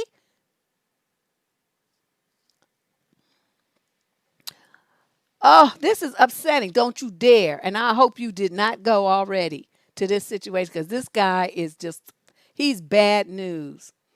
Bad news. Question 15. Oh, wait, that's the one I just did. I'm sorry. 16. Female, 30 to 36, Phoenix, Arizona. I've been dating a guy for 5 months. During that time, he had a lot of illnesses and the death of a close family member, and of course, lockdown. We were discussing details of moving in together soon, which involved money. Hmm. 5 months. He had the illnesses and the death of his family, and then lockdown. Money. Okay. Previously, at the beginning of the relationship, following an all expenses paid weekend away trip that he paid for, I lent him some money.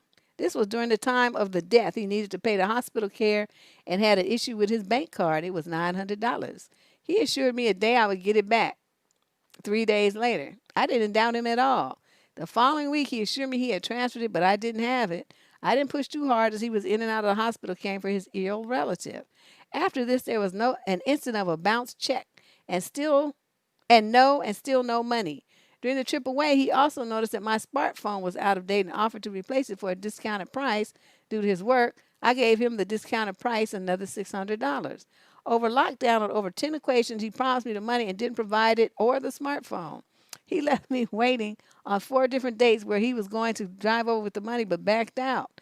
I had several times as due to the pandemic, my work was limited. He reluctantly gave me only $190 in cash. So wait, $900 and $600. So $1,500. He gave you back 190 4 months later. When the subject of the move came up, naturally this outstanding money came up in my head as a worry. How could I fully trust him with moving in if he borrowed money and didn't pay it back? He clearly has a lot of money from his lifestyle and his job. He exploded when I mentioned the money. I didn't get a chance to explain. He asked me to leave, and after text exchange, he said he would send the money and cut ties. I'm really upset that despite everything, I trusted him, and he has ended things.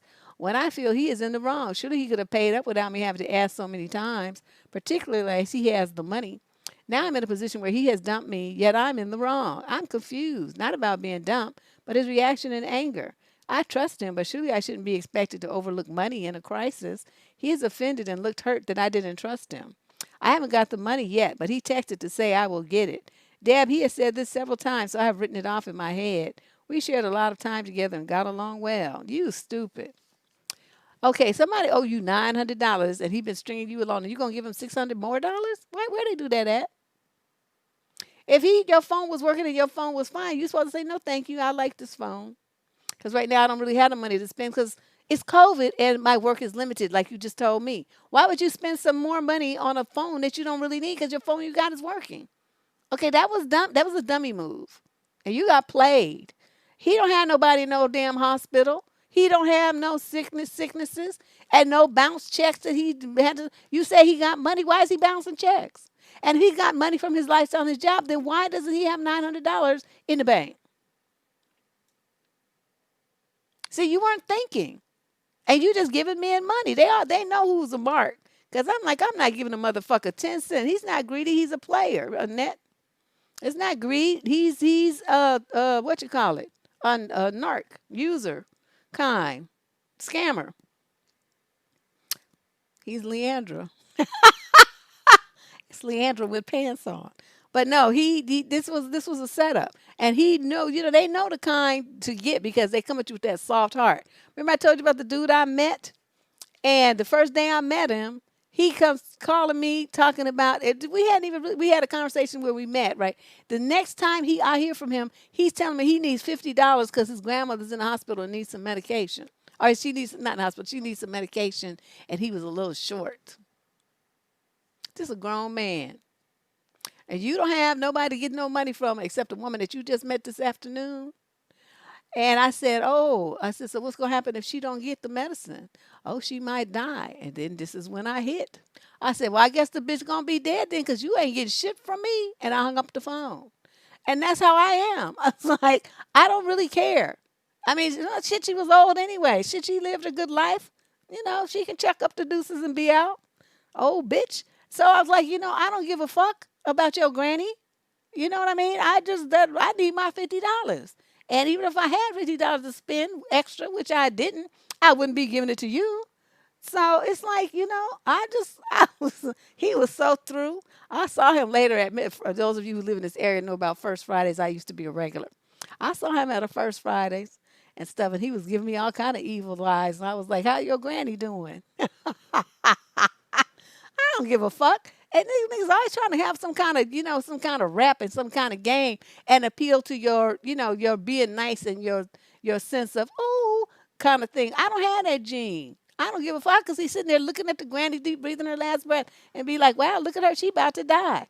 And that's going to be it. That's all you're going to get from me. I don't care. I don't care. If I have $50, spend it on my daughter.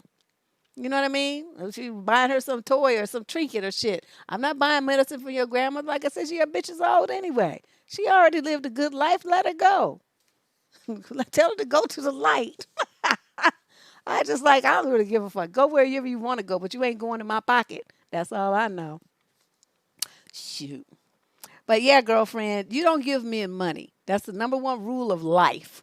Okay, I don't give a fuck what's going on. Even the bums sitting there, they be the egg. They don't have no legs and shit. They be on them little wheels, them little wooden planks, and they be rolling along and stuff. They trying to get you some money. I'm like, you a man? I'm not giving you shit. I don't give a fuck.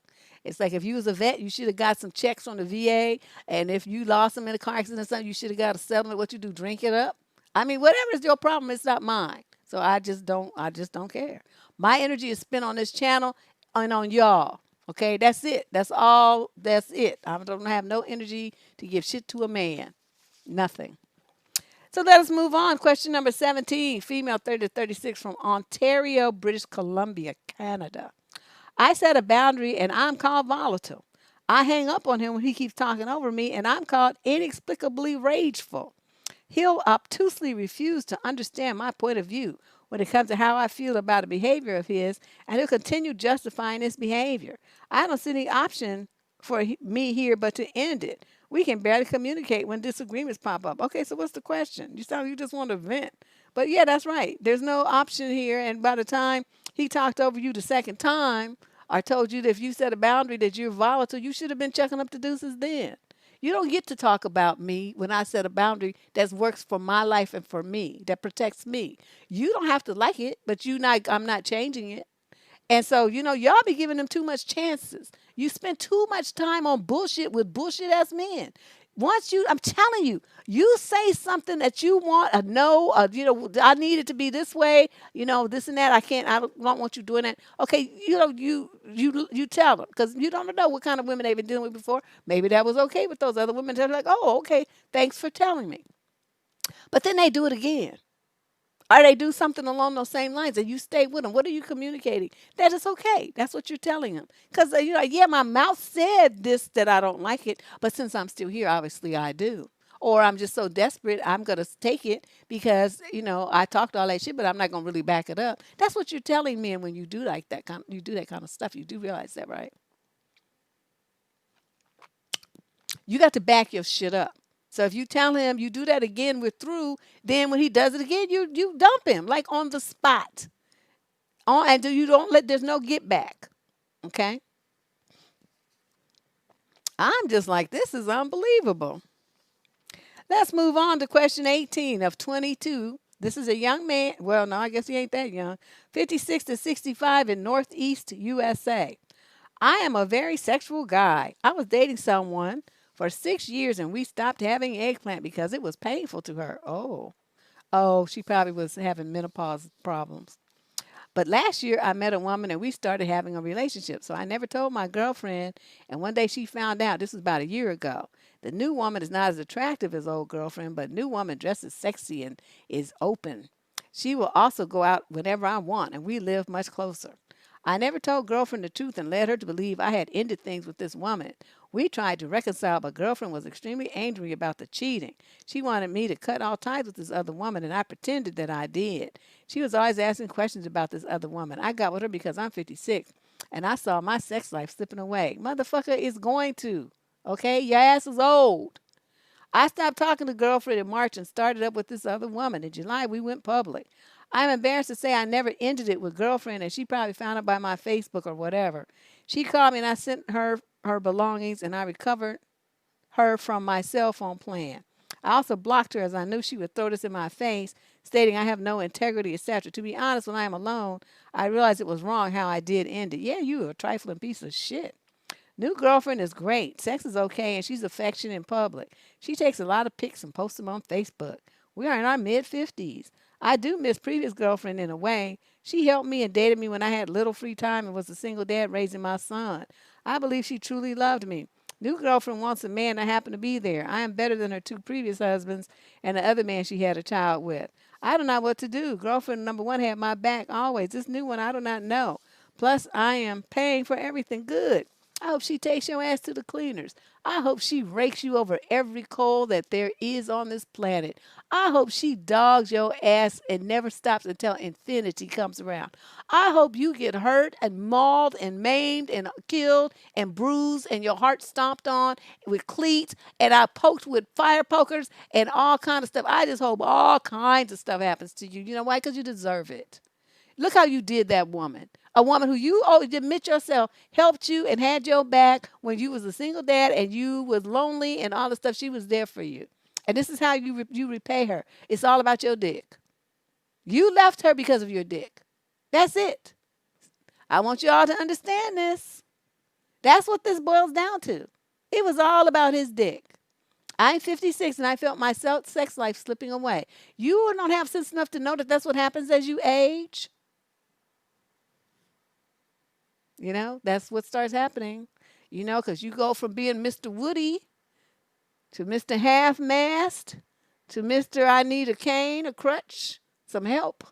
That's what happens as men get old. That's why I don't fuck with no old men. I'm not trying to be bothered with all that. But you know, you are trying to like hang on to the last little morsel of your youth. And so you had a woman who was really, you know, by your side and on your team and all that kind of stuff. And you couldn't have figured out like going to the doctor, you know, and figuring out what you guys could do. Because, you know, they have creams and stuff, estrogen creams that she could have used. They have pills that she could have taken. They have all kinds of stuff that would have helped that situation out because that, you know, that's a very common symptom of menopause. So, but there's medical ways to improve that situation. But you didn't even let her give her a chance to go and investigate it or tell, you know, anything. You just skied up and started cheating on her. You're a piece of shit, and I hope everything bad on this planet jumps on your head. That's what I hope, because just what you deserve. You don't deserve anything good to happen to you for how you did that woman. Selfish prick. Yeah, he didn't think all he was thinking about was himself. Not like this is my lady. She's been there for me. I love her. This is just a hiccup on the road of our lives as we age. You know, there's ways that we, you know, look it up on Google. You could have looked on Google if you spent 10 minutes. You could have found that there's like all kind of solutions for that situation. And both of y'all could have went to the doctor and alleviated that pain for her so that she could have a happy sex life too. But you didn't think about any of that. You didn't care. All you thought about was yourself. This is the saddest shit. This is just the saddest thing that I've heard in a long time. And now you having second thoughts. Because you see that this other woman, you going to be, she in your pocket to stay. And she feel like she's sexy and all this stuff. See, men pay for that just like you are, sir. So enjoy being broke. Question number 19 of 22, female 21 to 26 out of Pennsylvania. My boyfriend of 8 months and I recently moved in together.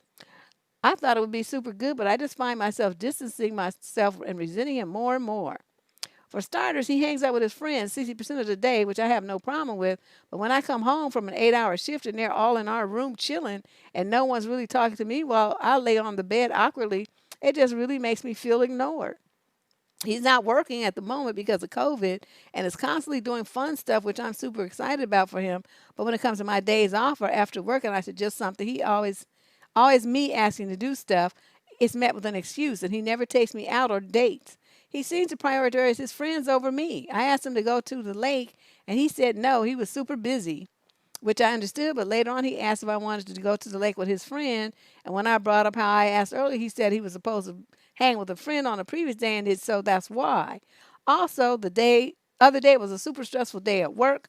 He picked me up and we went grocery shopping. Then he picked up his friend, and then another friend came over for 5 hours. Then after they left, we had eggplant And then he played video games for the rest of the night. I asked him to go for a drive. He says no because he doesn't want to drive the car much until a part is in. But then he tells me the next day he's going on a 3-hour trip with his friend. Okay, so what's the question here? You just went on and on with all these stories. Okay, you should be. You know what? You moved in together. You should move right back out. This is no kind of relationship. This is some bullshit where you're just there for some booty. That's essentially what it is. You're live-in convenient booty.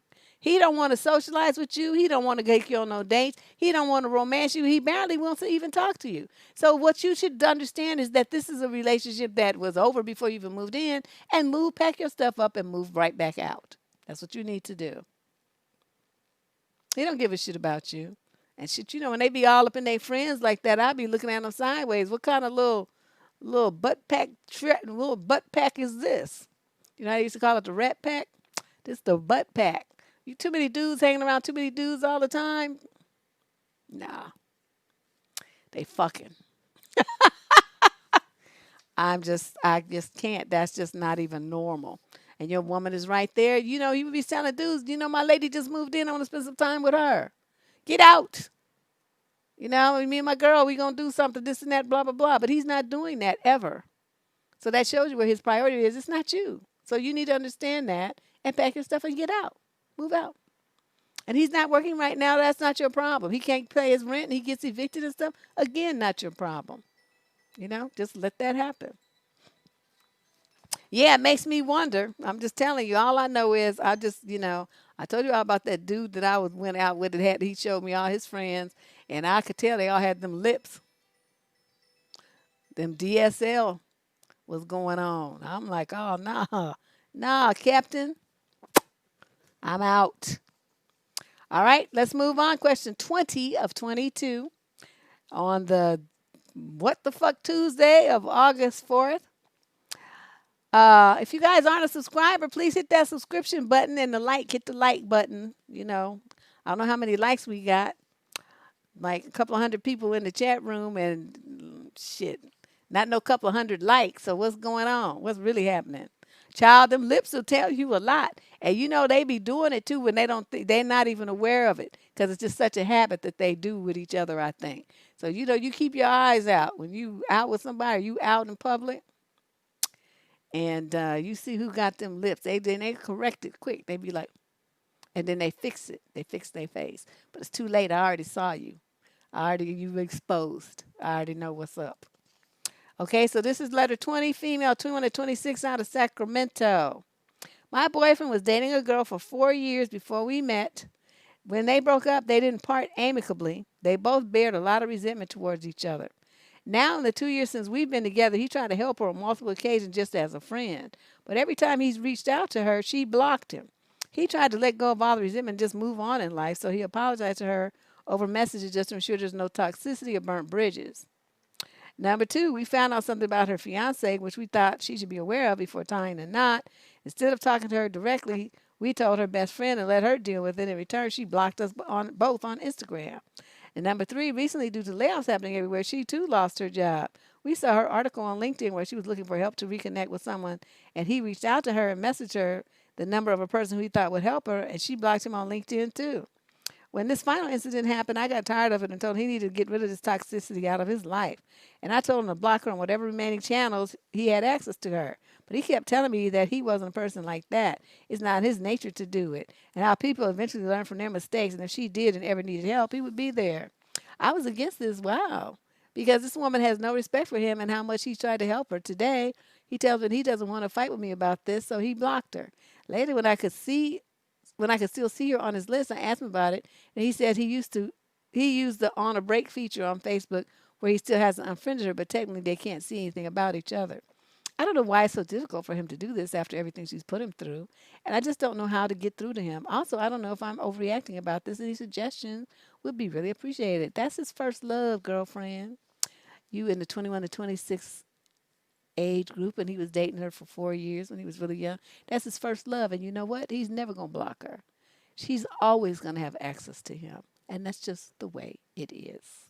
Now, if that's not comfortable for you, you don't want no parts of that. You don't want him making space in his life in case you might want to possibly someday in the future. Think about considering needing him, then you know what time it is and you just dump him. Because you're going to always be second fiddle to this chick. Now, if she done blocked him, it's like shows she don't want no parts of him. She's trying to, whatever he did, whatever happened, you know, she's trying to just separate herself from him. But he's the one keeping that door open and clinging and reaching out to her and all this stuff. And you all in the mix too, talking about we. Why would you be helping your boyfriend stalk some other woman? That's what's wrong with you. Soon as he wanted to do that, he can move on to his life. He can do all of that without ever contacting her again. And he apologized over messages and stuff to there's no burnt bridges. Yes, there should be burnt bridges when you're dealing with somebody that um, broke up with. You should explode those motherfuckers. The only time that you don't do that is if you have to co-parent because you have young children. You want to try to keep those situations as amicable as possible. But other than that, you would just date somebody. You don't have no kids together. You didn't buy no property together. You don't have no reason to be talking to them ever again. You go and get you some dynamite and you blow that bridge up to make sure you don't never try to go back over it. So I don't know what you're talking about. You just fell for the okie doke. He just got you in as part of his thing to stalk this woman, and you just going right along with it. Break up with this fool. You gonna never be his number one. She gonna always be the one that he's thinking about. Always.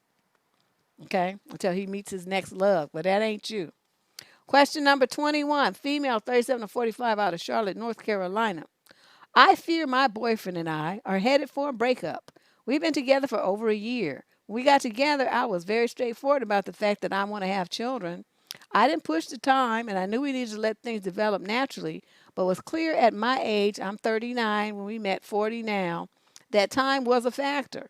He seemed very supportive for the first months and even helped me with the process of egg freezing.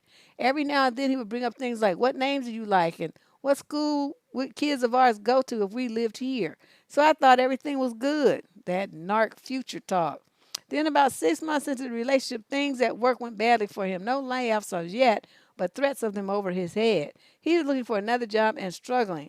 Twice there were promising opportunities that looked certain, but each time they fell through. Every time a setback happened, he'd tell me, you deserve better. You should leave me. I'm holding you back. The last time was particularly bad for him as everything was looking good and a last-minute obstacle ended it. He's been saying things, I'm not sure I can be a dad. I may be too selfish. I don't know if I want to give up my free time. You should go meet someone who can be a better provider. I do well at work and never required he make a lot of money, but that doesn't seem to matter to him, nor the support and help I try to give. Reassurance doesn't seem to work. When I ask him if it's just about the job and would he be ready if he had found a good one, he just doesn't know. That means no. I'm torn. Part of me wants to stick by him through this. I've already broken up with 2 boyfriends over there. I'm ready to have a family. One was the 3-year, the second a 2-year. And I always wondered if I should have just stuck with it a while. That said, my current boyfriend has no long-term friends that I've actually met, and I worry that cutting and running is his MO when things get tough. We're planning on moving in together. As recently as 3 weeks ago, he told me he was ready for commitment, but this last job rejection was such a blow. I feel he needs support, but the fact that he so readily suggested I leave him just seems to imply that he's not willing to fight for us as a couple, much less a family. Any insight or thoughts you can share? Thank you. You're not a family with him. What's wrong with you? You just all kinds of gun jumping here. Okay, the man just straight told you should leave me. I'm holding you back. His second thing he comes back and says, I'm not sure I can be a dad. I may be too selfish. I don't know if I want to give up my free time. You should go meet someone who could be a better provider. All of those things are rejecting what you're talking about, madam. He's straight telling you to your face that you're wasting your time with him, but you're not hearing it. Do you not understand what those sentences mean? Are you just so focused on what you want that you are just ignoring it? I mean, I'm not getting what's going on here. Like, is he speaking a foreign language and you didn't tell me? And this is like your rough translation? I mean, what's going on? This seems like very clear English to me. And dude is straight telling you he ain't the one. Okay, and you doing all this trying to pet him up and all this old stuff, and he done told you that you should move on. That means he doesn't want your petting up. He doesn't want your consolation and reassurance. He wants you to leave. Okay, but he's trying not to just tell you to get out, but he's telling you you deserve better and stuff. It's not you, it's me dumping. Okay, so you know, as a woman, you're supposed to have enough intellect to understand what's going on and then get your little stuff and leave. But you just act like you don't get it. And this is very sad. You're going to stay till you're wasting more and more of your time and thinking you're going to be moving in with stuff and stuff when a man that told you to your face, I'm not interested in what you're talking about. You're not moving in with him. That would be a bonehead move. Break this off and go find somebody else. Okay, before it's too late. You still got some years, but you don't need to waste them in a situation where a man has flatly told you he has no interest in what you're talking about. Whether this is his practice to cut and run or not is not your problem. He's cutting and running from you, and that's all you need to concern yourself with. Last letter of the evening. Oh my God. Yeah, I know what family. I'm like our family, this imaginary family in her mind, I guess. Question number 22. Female 30 to 36 in the UK. Deb, am I being unreasonable to be offended by this behavior? My fiance commented today in a joking way about my bum getting bigger. I'm 32 weeks pregnant and feeling self conscious about my weight gain and body. I reacted and said that I've never commented on his weight or the size of his belly. This seemed to upset him, but to me, this is the same thing. Should I have just laughed this off? Nope, you did exactly the right thing. He gonna talk about your belly, talk about his back. Well, see, you gonna deliver a baby. Why is his big? What you gonna be delivering? Some beers and sausages? I mean, what? What is this the problem here? A woman who's carrying a fetus is supposed to have a big belly because if she doesn't have one, then that means the baby is undersized and underweight and the pregnancy is not a healthy one. Okay, that's what he's supposed to be focusing on, the health of his child that's coming. Instead, he's trying to make you feel bad for being pregnant. Stop listening to stupid men. At least you did fire back, though, so that was good. But you needed to go a step further and say, look, motherfucker, I'm supposed to be big right now. That's a good thing because that means the baby is healthy, you fucking freak. You idiot. So, but when I drop this baby, I'm going to lose 20 pounds overnight. When are you going to lose 20 pounds? Your belly growing like a fucking Michelin man. You look like a fool. You need to put them donuts and sausages and shit down that you be eating all the time. Like I said, in a few months, my belly's going away. You going to still be walking around here looking like you pregnant. So I don't understand why you had the nerve to be opening your lips to talk about anybody. So I'm glad you fired back. I'm glad you did. And just up to ante. Just let him say something else and look at you sideways. Girl, you just better get some cracks. Go through some of my videos. I have all kinds of cracks that you can use on his big old pillowy ass. Yeah, them condescending ones, man, that's like shark food for me, though. It's like, oh, really? And then I have to, marshal the energy of the universe, which then flies from my mouth to rip his ego to shreds. You're not going to talk about me like that and think you're going to get away with it? No, motherfucker. If my feelings going to be hurt, yours going to be hurt 10 times worse. And trust me. And you can start from their head and work on down to their toes and just read them like a book. Because they always be thinking they so fucking fly and shit. Thank you, Miss Kitty. They thinking they so fucking fly and, be talking about somebody. And as quiet as it's kept, it's a whole bunch of men that are just like turned on by pregnant women. They think pregnant women are like the most beautiful women on the planet. Because, the whole thing about them, giving life and also, they just like mesmerized by that whole thing. And they think 6-week wait, shit. The time of 6 months, he wouldn't be getting shit from me because his mouth would have he got to write it. He wrote a check. Now your ass and your hard dick is about to cash it because it ain't going to be getting no relief from me till you figure out how to talk to me. And if that takes 6 weeks or 6 months or 6 years, I really don't give a shit. But if anytime I get tired of you, I'm out. But, I don't like men like this. This is the kind of thing, it's a time when it's already stressful, especially if it's your first kid. You don't know what to expect. You're scared of the labor and delivery because all the stories that you heard. It's a really scary time if it's your first baby. And one thing that you're looking for is somebody who's going to be supportive and encouraging and feel like he's there for you, that he's in this with you, that is our baby, not just yours. Especially you call him your fiance and shit, and that's the best he could do. See? And how pregnant are you? Oh, you too pregnant. But see, that's when they say, I wish I would have got a fucking abortion. Because your stupid ass, I'm going to have a baby by your dumb ass. I hate that I'm this pregnant and I can't do it. Stuff like that would hurt his fucking feelings. Yeah, he is too comfortable. You right. That's why, her firing back though was like, that was a lightweight fire back, but she did get his attention. So she's like, he's seen upset. So because that's probably the first time she ever talked to him like that. So don't let it be the last and up the ante. Just go for the jugular because he needs a reality check. He just it's been one way all his time, and he feels like he can just get away with it because you never said nothing before. So this is the first time you fired back and it got his attention, hurt his fucking feelings. So now he's like, oh wait a minute, what's this new feeling I'm feeling? I'm horrified. My feelings are hurt. Oh no.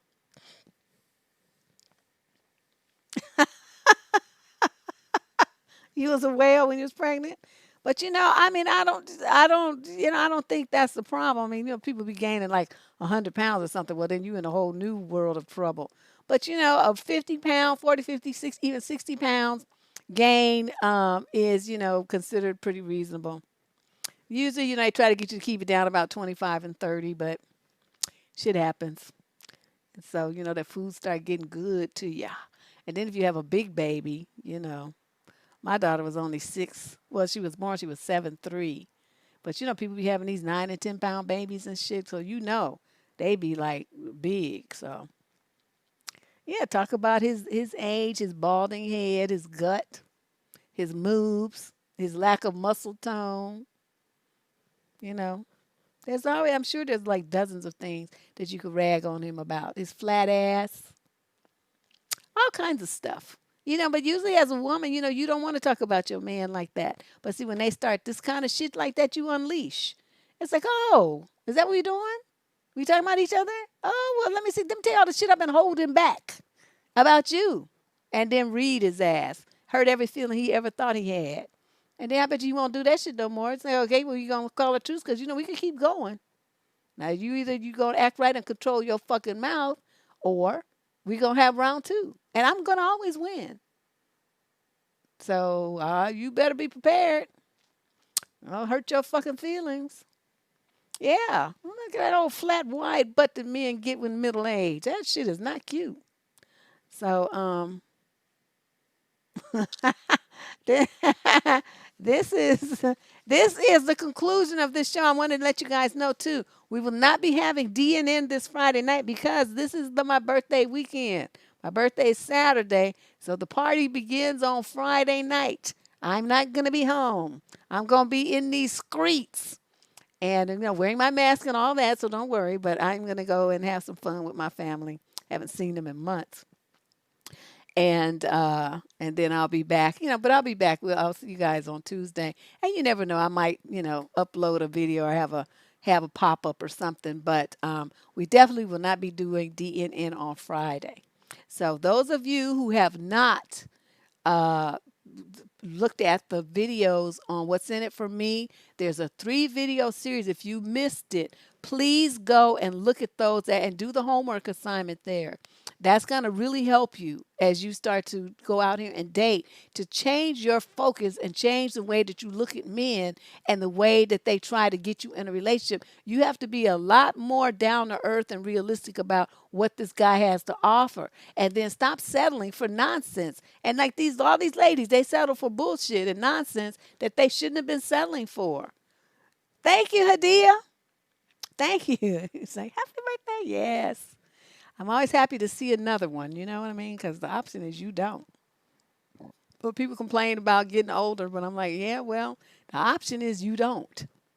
You know what I mean? You just make a nice, fresh, young-looking corpse. I'm not trying to do that. I still have so much hell to raise and so many men's lives to make miserable. I cannot go yet. Not yet. I need another 30 years or so. But thanks, you guys, for the birthday wishes. And like I said, if you're not a subscriber, please hit the subscription button because I anticipate I will probably want to do a pop-up or something this weekend because that's just how I like to roll.